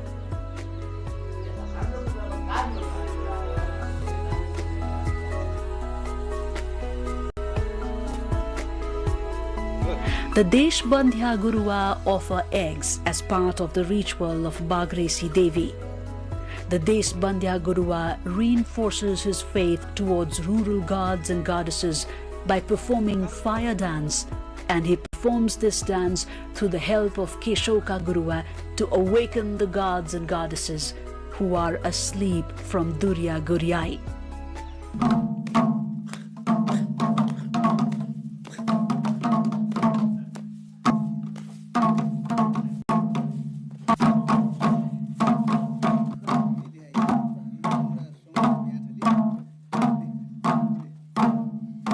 There is a folk belief that the classical tunes of traditional musical instrument madal used during the fire dance eventually chases the evil spirit away.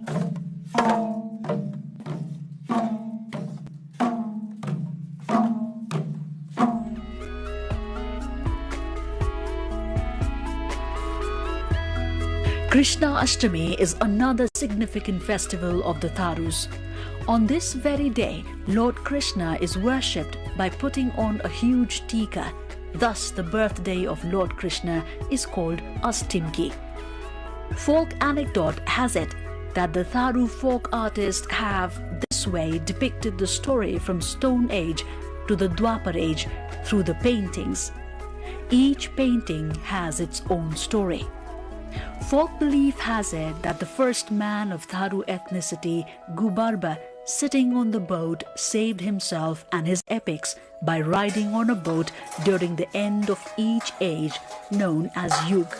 The images depicted in the painting that are of the evolution stages of fishes, crabs, earthworms, stories of the 5 Pandavas and Draupadi, among others, showcase the Tharu folk cultural history. All in all, this is a painting filled with Tharu folk philosophy.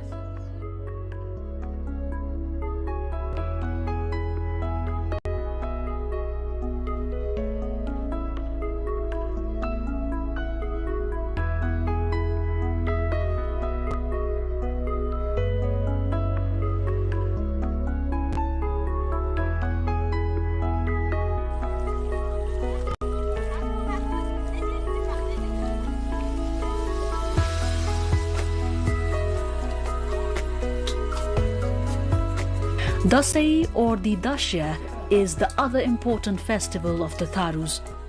The Tharus have a tradition of holding special worships for the deceased ancestors during this festival.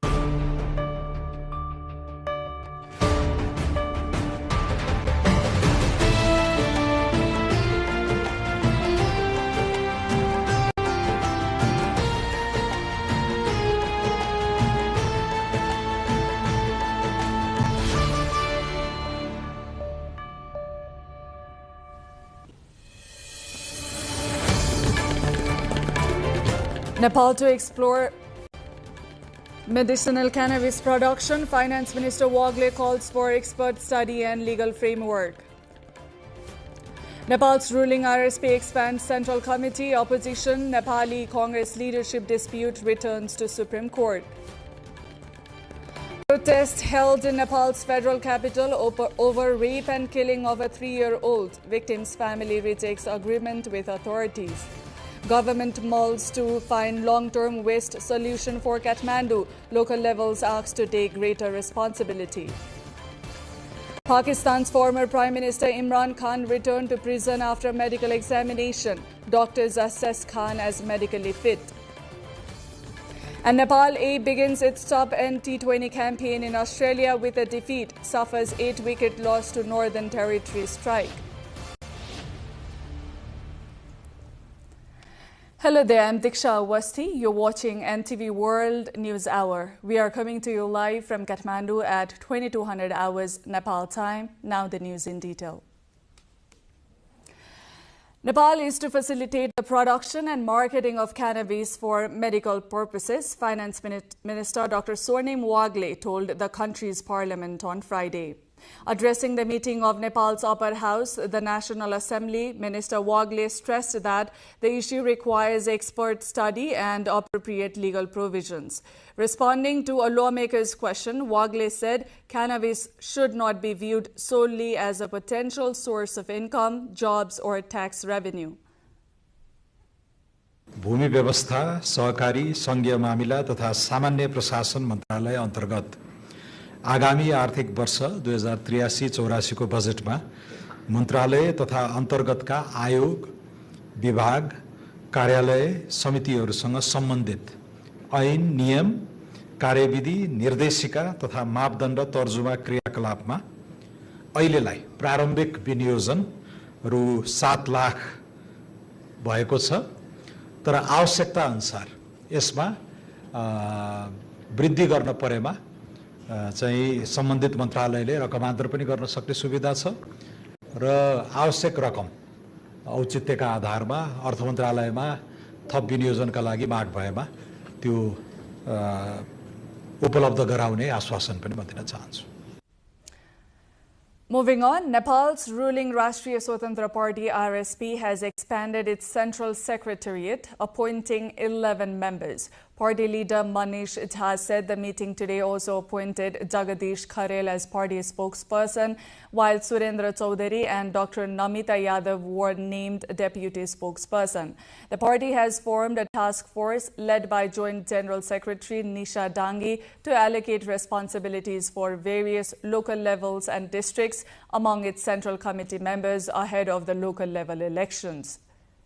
आजको निर्णयले तपाईहरुले नयाँ प्रवक्ता पाउनु भएको छ. उहाँ हुनुहुन्छ पूर्व सञ्चार मन्त्री तथा सांसद जगदीश खरेलज्यू, ललितपुरबाट निर्वाचित सांसद. उहाँ पार्टीको नयाँ प्रवक्ताको रूपमा आज अनुमोदित हुनुभएको छ.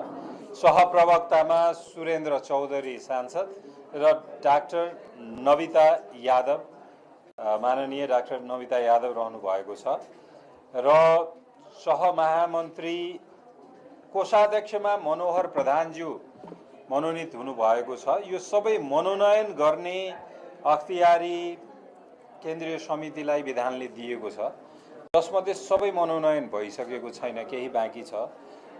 सहमहामन्त्रीमा पुरुषोत्तम यादव मनोनयन हुनुभएको छ. कोषाध्यक्षमा मनोहर प्रधान, सहकोषाध्यक्षमा यस अघि पनि आफ्नो कार्य जिम्मेवारी निर्वाह गर्नुभएको बसुमाया तामाङज्यू हुनुहुन्छ. उहाँहरू पदाधिकारीमा मनोनित हुनुभएकाहरू स्वतः सचिवालय सदस्य पनि रहनुहुनेछ. In the other news, Nepal's Nepali Congress leadership dispute has once again reached the Supreme Court. The Deoba faction has filed 2 writ petitions seeking to halt preparations for the party's General Convention scheduled for October 2nd to 5th. The faction argues that the convention should not be preceded until the Supreme Court settles the dispute over the party's official leadership. The Gagan Thapa-led committee was recognized by the Election Commission after a special General Convention in January, and the decision was upheld by the Supreme Court. However, in July, the court ordered a judicial review of the Election Commission's decision. The Deuba faction is now awaiting the outcome.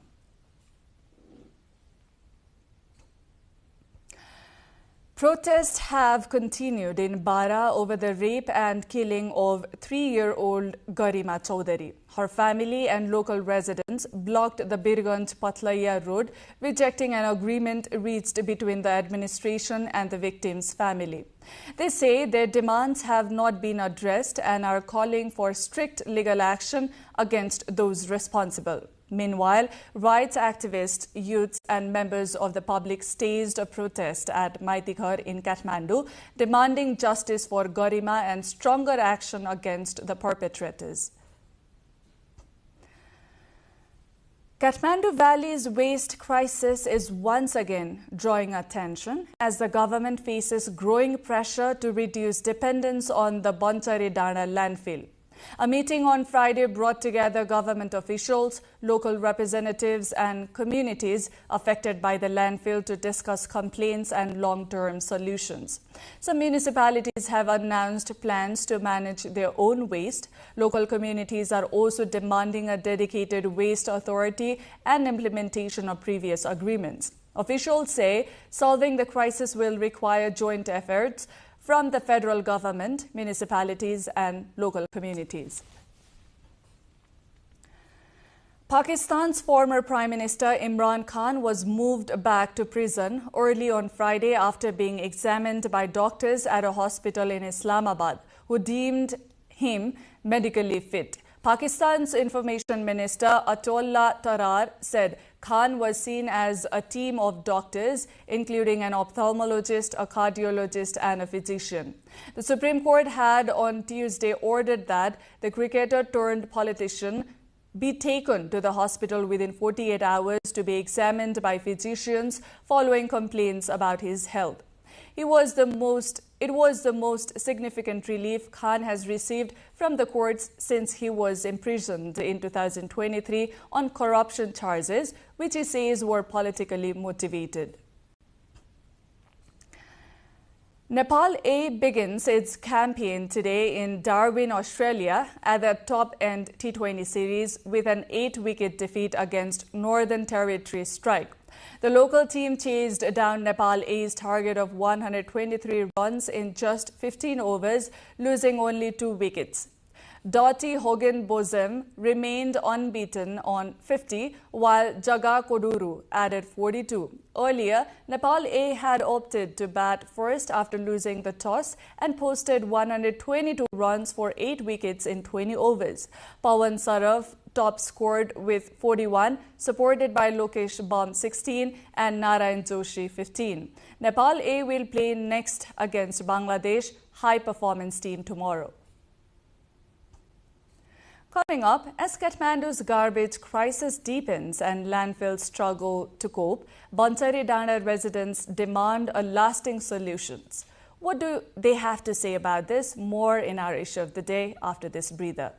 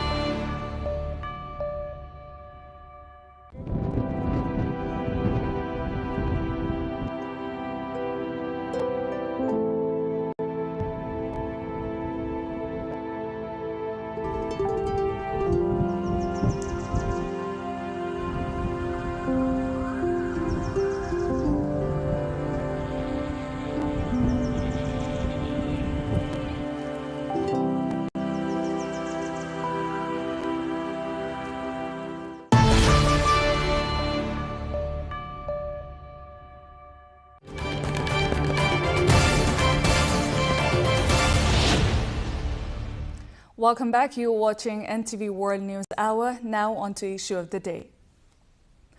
Nepal's federal capital Kathmandu's garbage problem is back in focus, with Nepal's government under pressure to find a solution beyond its overloaded landfill system. Authorities are now pushing local governments to take greater responsibility for the waste they produce. Let's take a look. Nepal has pledged a coordinated push to tackle Kathmandu Valley's waste crisis and reduce reliance on the Banchare Dada landfill. At a government meeting on Friday, officials, mayors and community representatives discussed complaints from residents living near the landfill and planned for long-term waste management. आजको भोलि समस्याको समाधान हुन सक्दैन, यसको लामो इतिहास छ, तर आज केही पनि नगरेदेखि फेरि भोलि समस्याको समाधान हुँदैन। हामीले सर्ट टर्म, मिडियम टर्म र लङ टर्म नै सोचेर समस्याको समाधान कसरी गर्ने भन्ने कुरा मेरो भनाइ यति मात्रै हो कि हामीले एक नम्बरमा हाम्रो कसको के रेस्पोन्सिबिलिटी हो भन्ने कुरा क्लियरली बुझ्नु पर्यो र गाँठो कहाँ परेको छ भन्ने कुरा जानकारी हुनु पर्यो र इमानदारीतापूर्वक त्यो गाँठो फुकाउनको लागि चाहिँ लाग्नु पर्यो। Several municipalities as well as the two metropolitan cities in Kathmandu Valley, Kathmandu and Lalitpur said they would work to develop and strengthen their own waste management systems. मुख्य कुरा के हो भने नेपाल सरकार र फिनिश सरकार इन एसोसिएसन विथ नेप वेस्ट ले चाहिँ जुन 2011 मा एउटा सम्झौता गरेको छ। त्यो सम्झौता अहिलेसम्म पनि त्यो चाहिँ एक्टिभ छ। Short term, mid term, long term गरेर प्लानिङ गरौँ। त्यो प्लानिङमा सबैजनाले आफ्नो मत राखौँ र अघि बढौँ। हामी 100% कमिटेड छौँ। काठमाडौँ महानगरपालिकाबाट गर्नुपर्ने जे यहाँहरूले भनिदिनु होला, हामी पनि हाम्रो इनपुट राख्न चाहन्छौँ। हामी डिसिजन मात्र सुन्दैनौँ, डिस्कसनदेखि नै जान्छौँ। हामी गर्नको लागि तयार छौँ। भविष्यमा समस्या समाधान आउन सक्छ भन्ने सन्दर्भ जोडेर टोखा नगरपालिकाबाट बोर्ड निर्णय गरेको छ। ट्रान्सफर स्टेसन हामीले अब निर्माण गर्नतिर हामी लागिरहेका छौँ। त्यसको लागि जग्गा प्राप्तिको लागि हामीले सरकार समक्ष पठाइ पनि सकेका छौँ। अब यसले मात्रै समाधान हुँदैन, त्यसर्थ अब प्रविधिसँग हामी गाँसिनु जरुरी छ।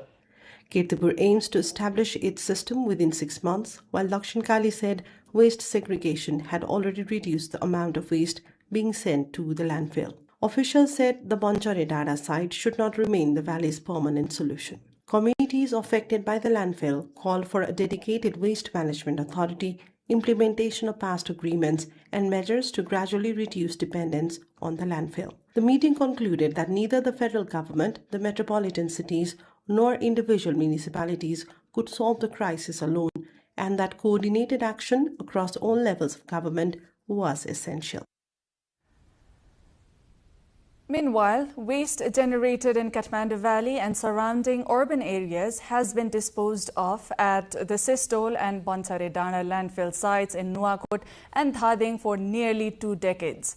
Local residents have been forced to bear the environmental, health and social impacts of prolonged waste disposal. With the problem persisting for years, locals are now calling for a long-term and sustainable solution to Kathmandu Valley's growing waste management crisis. Rojina Rai with our local correspondent Anjir Singh Bika brings the report. The government of Nepal initially leased Sistol as a temporary landfill site for just 2 years. However, waste disposal continued there for nearly 2 decades. After Sistol reached its capacity, the government shifted waste disposal to Banchare Dada. But for local residents, many of the problems remain unchanged. Residents complain that toxic litter from the landfill is flowing directly into nearby rivers and streams, increasing the risk of diarrhea and skin infections while also damaging agricultural crops. For years, locals have been demanding proper treatment and management for litter to protect public health and the environment. कस्तो अब यस्तो असार त छ नि, अब के गर्नु त, जानलाई नै रोग लाग्यो नि, गरिरहेछ त, अब जागिर कसले दिन्छ त हामीलाई, दिन्छ त जागिर हामीलाई। यो गाडीहरुलाई के गर्नु पर्यो भने सर अब बिस्तारै लानु पर्यो, ल्याउनु पर्यो, यसरी हेर्नु पर्यो। The lack of waste segregation has further compounded the problem. Nearly 60% of household waste is biodegradable, yet a significant portion continues to be dumped without proper segregation or treatment. A waste continues to accumulate. Concerns over environmental pollution and public health are growing, while frustration among local residents is intensifying. Against this backdrop, a recent meeting between Nuwakot 1 lawmaker and Communication Minister Dr. Bikram Timil Sinha and Kathmandu Metropolitan City Acting Mayor Sunita Dongol has raised hopes among residents that their long-standing concerns may finally receive attention. Kathmandu Metropolitan City has stressed that waste management cannot be addressed by the city alone. It has called for coordinated efforts among the federal, provincial and local governments to develop a sustainable long-term solution. Around 200 vehicles are deployed every day to transport waste to the landfill, while officials say nearly 1.6 million tons of waste have already been dumped at the site. For local residents, however, a sustainable waste management system must go hand in hand with protecting the health, environment and livelihoods of communities living near the landfill. In this context, today we asked the Pantaredana residents how they view the government's waste management efforts. Here's what they had to say in our Public Pulse segment. फोहोर मजासँग पुर्छौ अनि त्यहाँबाट छान्नी गर्ने भनेको थियो त्यो त्यतिकै बडल गरिरहेछ त्यो भएर यहाँ दुर्घटना निकै भइरहेछ त्यो कसैले वास्तव गरेको छैन समस्या त पुरै समस्या भइरहेछ हामीलाई दुर्गन्ध बिहान बेलुका सतै गराउँछ यहाँ बस्नु नसक्ने भइसक्यो हाम्रो खेतीबाली केही नहुने भइसक्यो सुरक्षा गरिदिनु पर्यो सबभन्दा वहाँ धुलो खपेर बस्नु परेको छ रोग ब्याग खपेर बस्नु परेका छन् अब केही हाम्रो उद्देश्य भन्ने कुरो एउटा त्यही फोहोर मैलाको लागि एउटा बाटो खोलाइदियो पानी भनौँ भनेदेखि अहिले अब बर्खा मासमा पानी नै छैन अब सिँचाइ पनि होइन र भनेदेखि हामी अब धेरै पीडितमा यो छाउछाउकोलाई कुनैलाई पनि एउटा रोजगारी पनि पाएन अहिलेसम्म अब अर्को फोहोर ल्याउने भनेर फेरि सम्झौता गरेर अब जिल्ला अब सिडिएको सुत्ता अब ऊ लिएको छ भन्ने अब देखिया त होइन त्यस्तो एउटा सिडिएको पनि एउटा ऊ लिइसक्यो भन्ने कुरो पनि गरेको छ यो अब काठमाडौँ यता भक्तपुर ललितपुर उपत्यभरिका फोहोरहरू ल्याएर हाम्रो यहाँ आँगनमा झार्छ न हामीलाई केही रोजगार छ न केही स्वास्थ्यमा केही छ न राम्रो हेल्प पोस्ट खोलिया छ न स्कुल खोलिया छ बाटोको अवस्था त्यस्तै छ 2 दिन पानी परेन भने धुलो उडेर हिँड्नै सक्दैन फेरि 2 दिन पानी पर्यो भने हिलोले राम्रोसँग चिप्लेर हिँड्नै सक्दैन यो बाटो पनि भएन न यहाँको केही सुविधा नै छैन कि हामीलाई लगभग फोहोरको गाडी आउँछ धुलो माटो हामीले खानुपर्छ अब हामीलाई केही जागिर छैन त्यही हो बाटो यस्तो छ सरकारहरूले अब यताउता हेरिदिनु पर्यो बसको सुविस्ता पनि छैन अनि घर अगाडि गाडी स्पिड कुद्छ फोहोर आँगन आँगनमा खसालेर हिँड्छ त्यो पनि सुरक्षा छैन त्यो पनि सरकारले हेरिदिनु पर्यो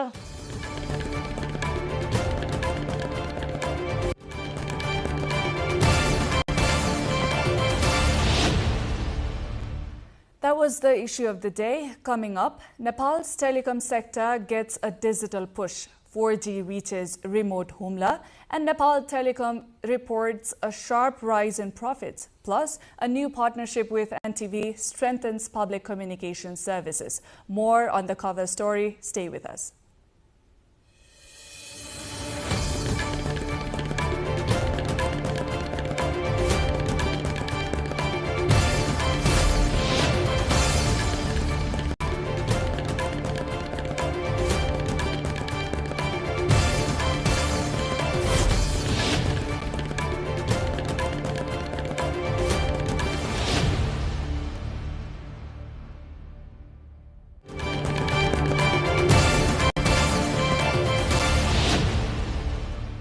Welcome back. You're on NTV World News Hour. Now on to Cover Story segment. Nepal Telecommunications Authority has unveiled a draft of an integrated telecommunications policy aimed at making the sector more competitive, secure and responsive to new technology. The draft seeks to integrate existing telecom-related policies and promote digital transformation, inclusive growth and equal access to digital services. It targets reducing the cost of basic broadband to 2.4% of per capita gross national income within 5 years and 1.5% within 10 years. It also aims to raise the ICT sector's contribution to GDP to 7% and digital literacy to 85% within 10 years. The draft proposes expanding telecom infrastructure in rural areas and encouraging innovation and investment. Meanwhile, Nepal Telecom has launched 4G mobile service in Humla district, a remote mountainous district in northwestern Nepal bordering China's Tibet Autonomous Region. The service has come into operation in the Guthi Jula market area of Kanaka Sundari rural municipality after a new telecom tower was installed. The tower is currently powered by solar batteries as the national electricity grid has yet to reach the area. Nepal Telecom says it is also preparing to launch 4G service at the Badimalika temple area of Bajura this week as part of efforts to expand telecommunications access in remote and tourist areas. The company is currently advancing construction of about 1,600 new mobile towers and related sites across Nepal.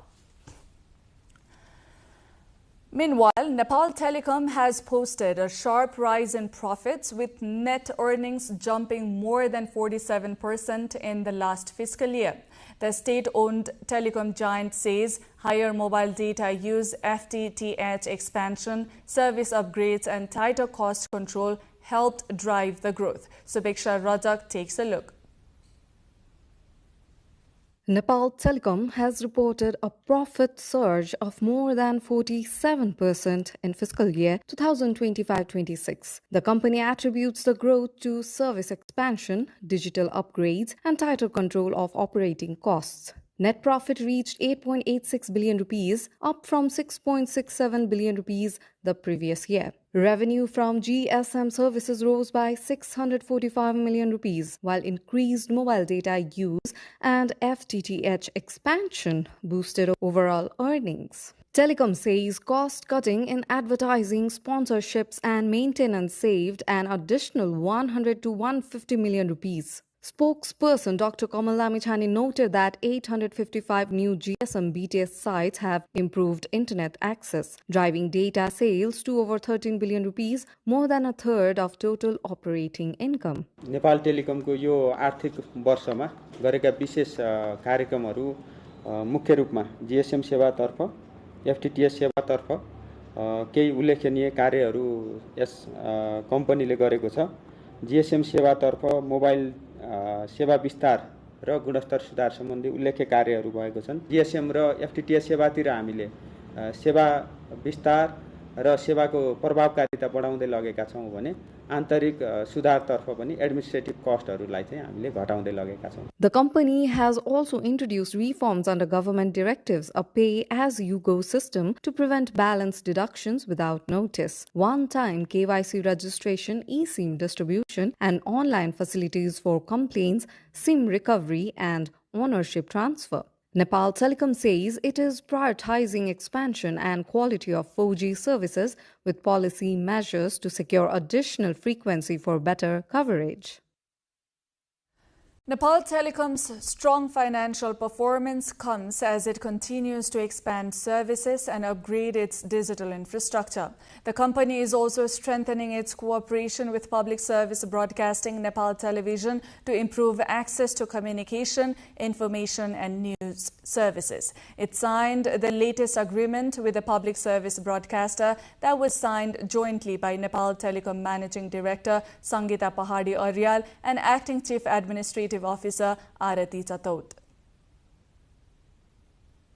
सही सूचना आम जनताको समक्ष पुर्याउनको लागि र यहाँहरूले गरिरहेको अथवा सरकारले गरिरहेका काम कारबाहीलाई पनि जनतामाझ पुर्याउन र त्यसको कार्यान्वयनका लागि पनि महत्त्वपूर्ण भूमिका खेलिरहेको यो अवसरमा दुई संस्थाबीचको यो सहकार्यले अझै दृढीकरणलाई टेवा पुर्याउँदै यसलाई चाहिँ अझै सबल बनाउनको लागि चाहिँ महत्त्वपूर्ण भूमिका खेल्छ भन्ने मैले अपेक्षा लिएको छु। नेपाल टेलिकमले आफूले गर्दै आएको व्यवसायलाई चाहिँ नेपाल टेलिभिजनले प्रवर्धन गर्ने जुन जिम्मेवारी लिएको छ त्यो चाहिँ नेपाल टेलिकमको लागि एकदम ठुलो कार्य भएको छ। किनभने आफूले काम गरेर मात्र हुँदैन, मैले के काम गरेको छु, कसरी गरेको छु भन्ने कुरा चाहिँ सर्वसाधारण पब्लिकले पनि थाहा पाउनुपर्छ र सबैलाई सुसूचित गर्नुपर्छ।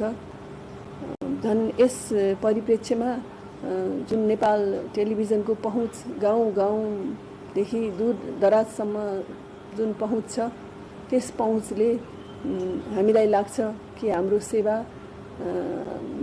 विस्तार र यसको बारेमा चाहिँ अझ बढी जनताहरूले सुसूचित हुने अवसर प्राप्त गर्दछन्। नागरिक पहिलो भन्ने जुन हाम्रो उद्देश्य छ र जनतालाई जुन सूचनाको हक दिने हाम्रो जुन एउटा माध्यम बन्ने हाम्रो एउटा भनौँ न उत्तरदायित्व छ त्यसमा नेपाल टेलिकमसँगको हाम्रो सहकार्यले हामीलाई निकै ठुलो बल पुर्याएको छ।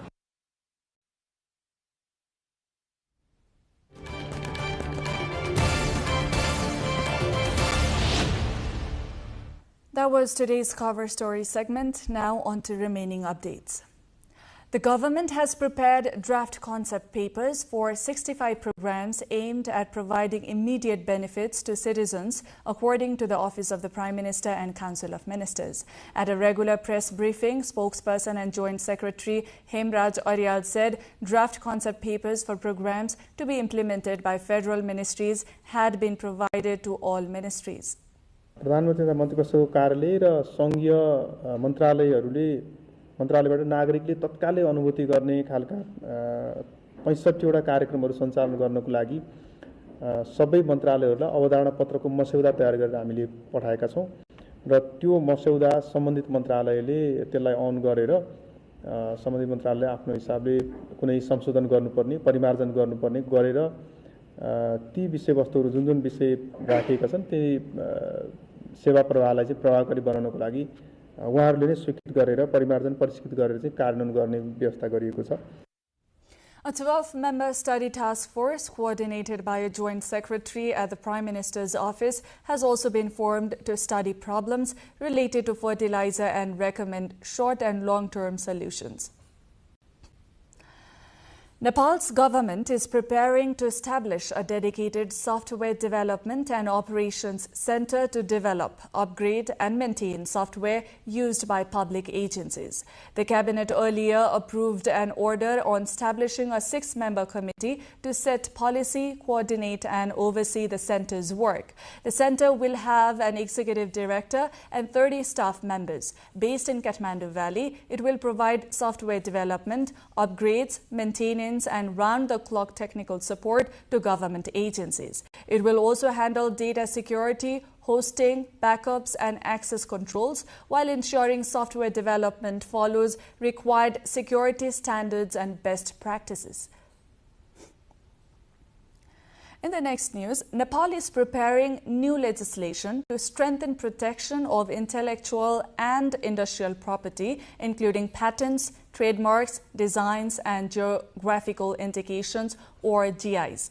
Experts say weak laws and limited institutional capacity have left Nepal vulnerable in protecting its products, brands and innovations. The issue is particularly significant for basmati rice, whose geographical identity is disputed among Nepal, India and Pakistan. Nepal has already challenged India's GI claim in the European Union but lacks a dedicated GI law.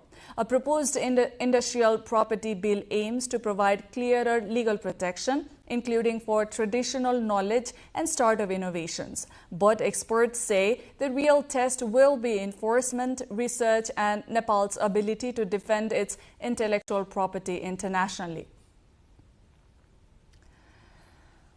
From now on, pulses, rice, and legumes will no longer be allowed to be sold openly. The government is preparing to introduce such a provision through the draft of the National Supply Policy 2083. This has raised concern about the small income groups who are also small-time in kilograms and grams grocery shoppers. Let's take a look. Do you regularly buy or sell food items such as rice, lentils, and pulses in loose form or from an open bag? If so, that may soon no longer be allowed in Nepal. A draft of the government's National Supply Policy 2026 proposes that essential food items including rice, lentils, and pulses must be packaged, quality tested, and properly labeled before they can be sold.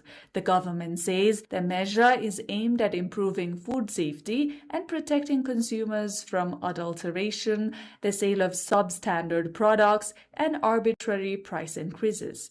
The new rule is also expected to help curb market prices such as adulteration, syndicates, cartelization, artificial shortages, and black marketing. But experts warn that implementing such a system could prove difficult in a country where a large part of the population still lives in rural areas and relies on traditional informal markets. म मनाङमा प्रमुख जिल्ला अधिकारी हुँदाखेरि त्यहाँ मानापाथी नै चल्थ्यो बस है त्यसमा हामीले धेरै व्यापारीहरूलाई सम्झाइ बुझाइ गरेर हामीले चाहिँ ढक तराजुको चाहिँ व्यवस्था गर्ने प्रयास गरौँ अब म अस्ति योभन्दा अगाडि मनाङ जाँदाखेरि च्याउ किने च्याउ सुकेको च्याउ पनि पाथीमा चाहिँ नापेर किने कहिलेकाहीँ कृषकले सिधै बजारमा ल्याएर बेच्न खोज्छ क्या आफ्नो फसल त्यो आफ्नो फसल सिधै चाहिँ कृषकले बजारमा ल्याएर आएर बेच्दाखेरि उनीहरू त प्रतिबन्धित हुने भयो नि त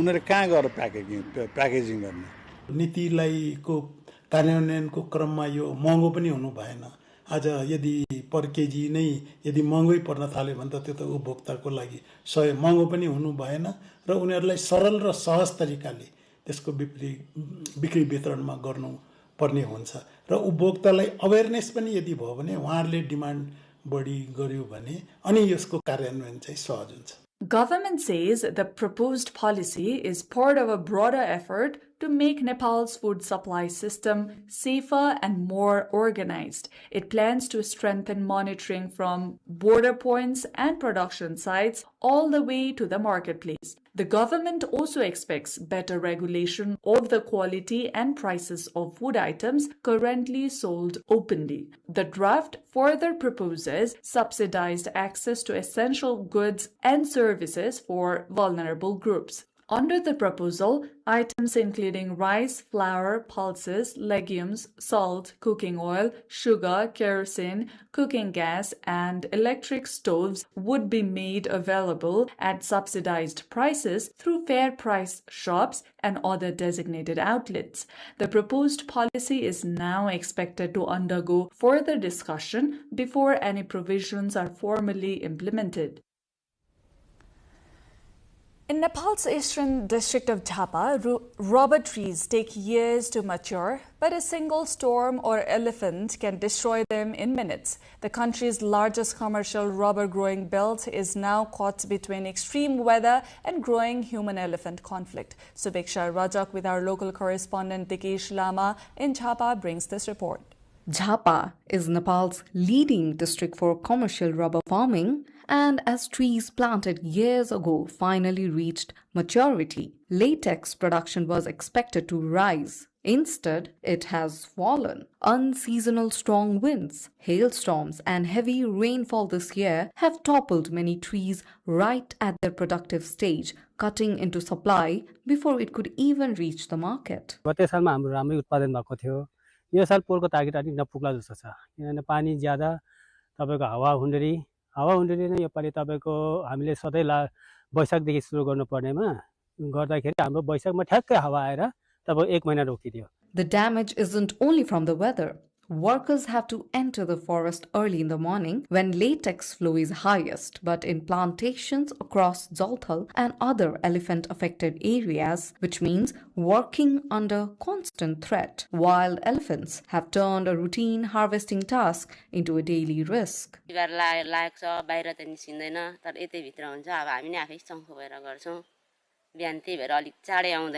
The setbacks come despite real potential. Rubber can support a range of local industries and processing units, and the government's Rubber Zone program has been backing both cultivation and industrial development. But without a steady, reliable supply of raw materials, that potential for local industry remains just that potential. रबरको लेटेक्सबाट चाहिँ seat मात्रै एउटा बनाउनु होइन कि त्यसलाई एउटा अब उद्योगमा नै रूपान्तरण गर्न चाहिँ खोजिरहेछौं. Rubber farming is a long game. Trees take years of investment before they ever produce latex, and now farmers face a threat from two directions at once: storms above, elephants below. Stakeholders say if rubber is ever going to anchor real industry and employment in Jhapa, protecting the trees has to become part of the plan, not an afterthought. Jhapa's rubber industry survived the wait to grow. The question now is whether it can survive the wind, and the wind long enough to be worth it. Suveksha Rajak with Dikesh Lama, NTV World. Now, before we bring you international updates, let's recap the headlines one more time. Nepal to explore medicinal cannabis production, Finance Minister Wagle calls for expert study and legal framework. Nepal's ruling RSP expands Central Committee, opposition Nepali Congress leadership dispute returns to Supreme Court. Protests held in Nepal's federal capital over rape and killing of a 3-year-old. Victim's family rejects agreement with authorities. Government moves to find long-term waste solutions for Kathmandu. Local levels asked to take greater responsibility. Pakistan's former Prime Minister Imran Khan returned to prison after medical examination. Doctors assess Khan as medically fit. And Nepal A begins its top T20 campaign in Australia with a defeat. Suffers 8-wicket loss to Northern Territory strike.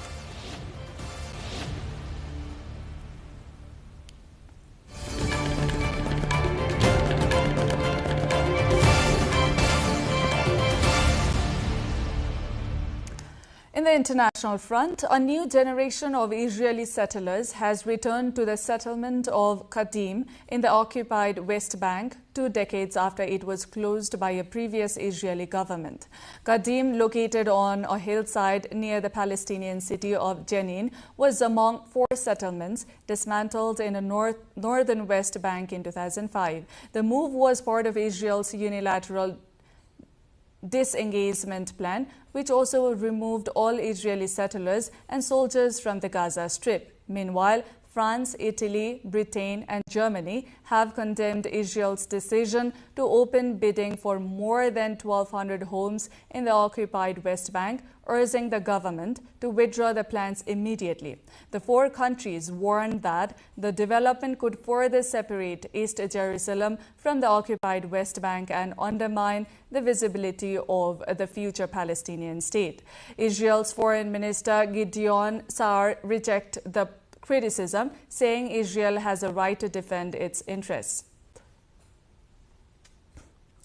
In the next news, China has said that U.S. sanctions and pressure would not resolve the Middle East conflict after Washington urged governments, including Beijing, to join efforts to isolate Iranian economy. It also said sanctions and pressure would not help resolve the issue and called on all relevant parties to take responsible measures and seek a political and diplomatic solutions. 制裁施压无助于问题的解决，中方呼吁相关各方采取负责任举措，通过政治外交途径解决问题。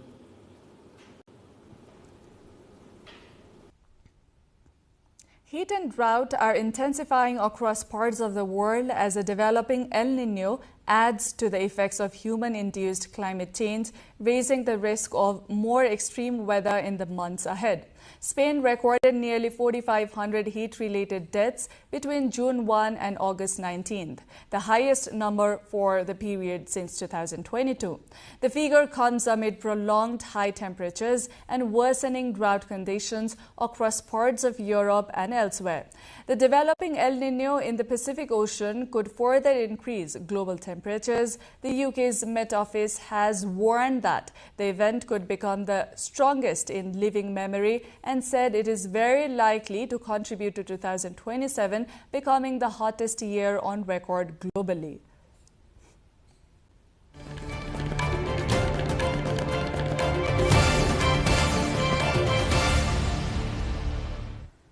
Business news lined up next. For now, a short breather.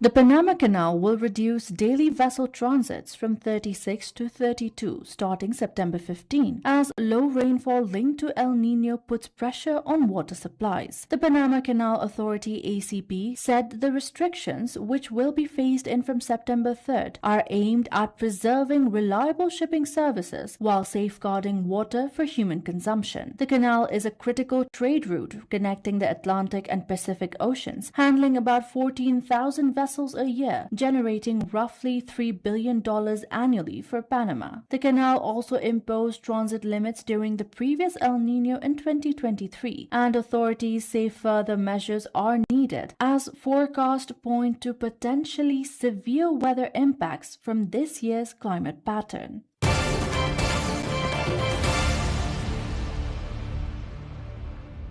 South Korean electronics Samsung Electronics said shareholder returns could reach 110 trillion won, or about $79.5 billion this year, as record chip profits fuel pressure to return more cash to investors. The package would be more than 5 times Samsung's previous annual high of 20.3 trillion won in 2020 and includes 30 trillion won in third quarter cash dividends as well as 15 trillion won in share buybacks for employee stock bonuses. The company said its board will decide additional payouts in January of 2027, with further dividends, buybacks, and share cancellations under consideration.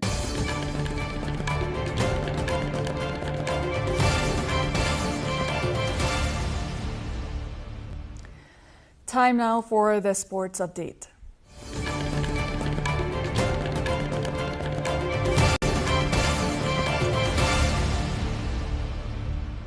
Brazilian football great Ronaldinho has announced a comeback at the age of 46, joining Italian third-tier club Ravenna as a shareholder and saying he hopes to score his 300th career goal.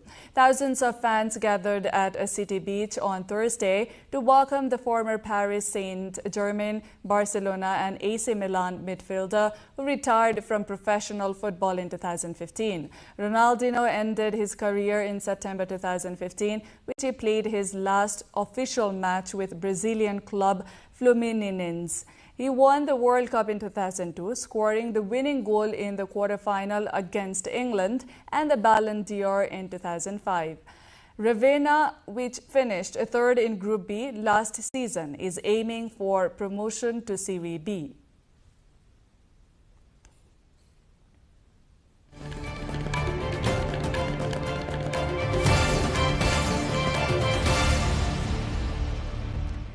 Now to the weather updates, first from Nepal and then across the world.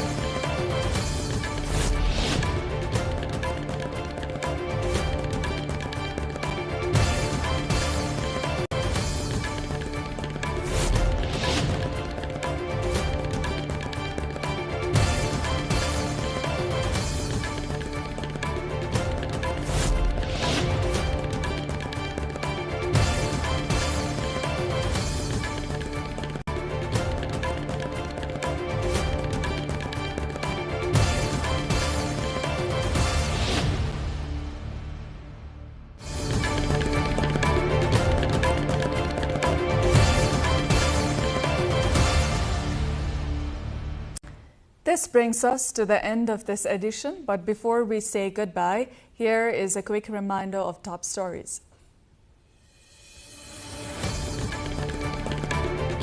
Nepal to explore medicinal cannabis production. Finance Minister Wagle calls for expert study and legal framework. Nepal's ruling RSP expands Central Committee. Opposition Nepali Congress leadership dispute returns to Supreme Court. Protests held in Nepal's federal capital over rape and killing of a 3-year-old. Victim's family rejects agreement with authorities. Government mulls to find long-term waste solutions for Kathmandu. Local levels asked to take greater responsibility. Pakistan's former Prime Minister Imran Khan returned to prison after medical examination. Doctors assess Khan as medically fit. And Nepal A begins its top T20 campaign in Australia with a defeat. Suffers 8-wicket loss to Northern Territory strike. That's it for this edition of NTV World News Hour. Do join us through our social sites and get the latest updates from our official website, nepaltelevision.com. I'm Diksha Awasthi. Thank you for staying with us. Have a wonderful evening ahead.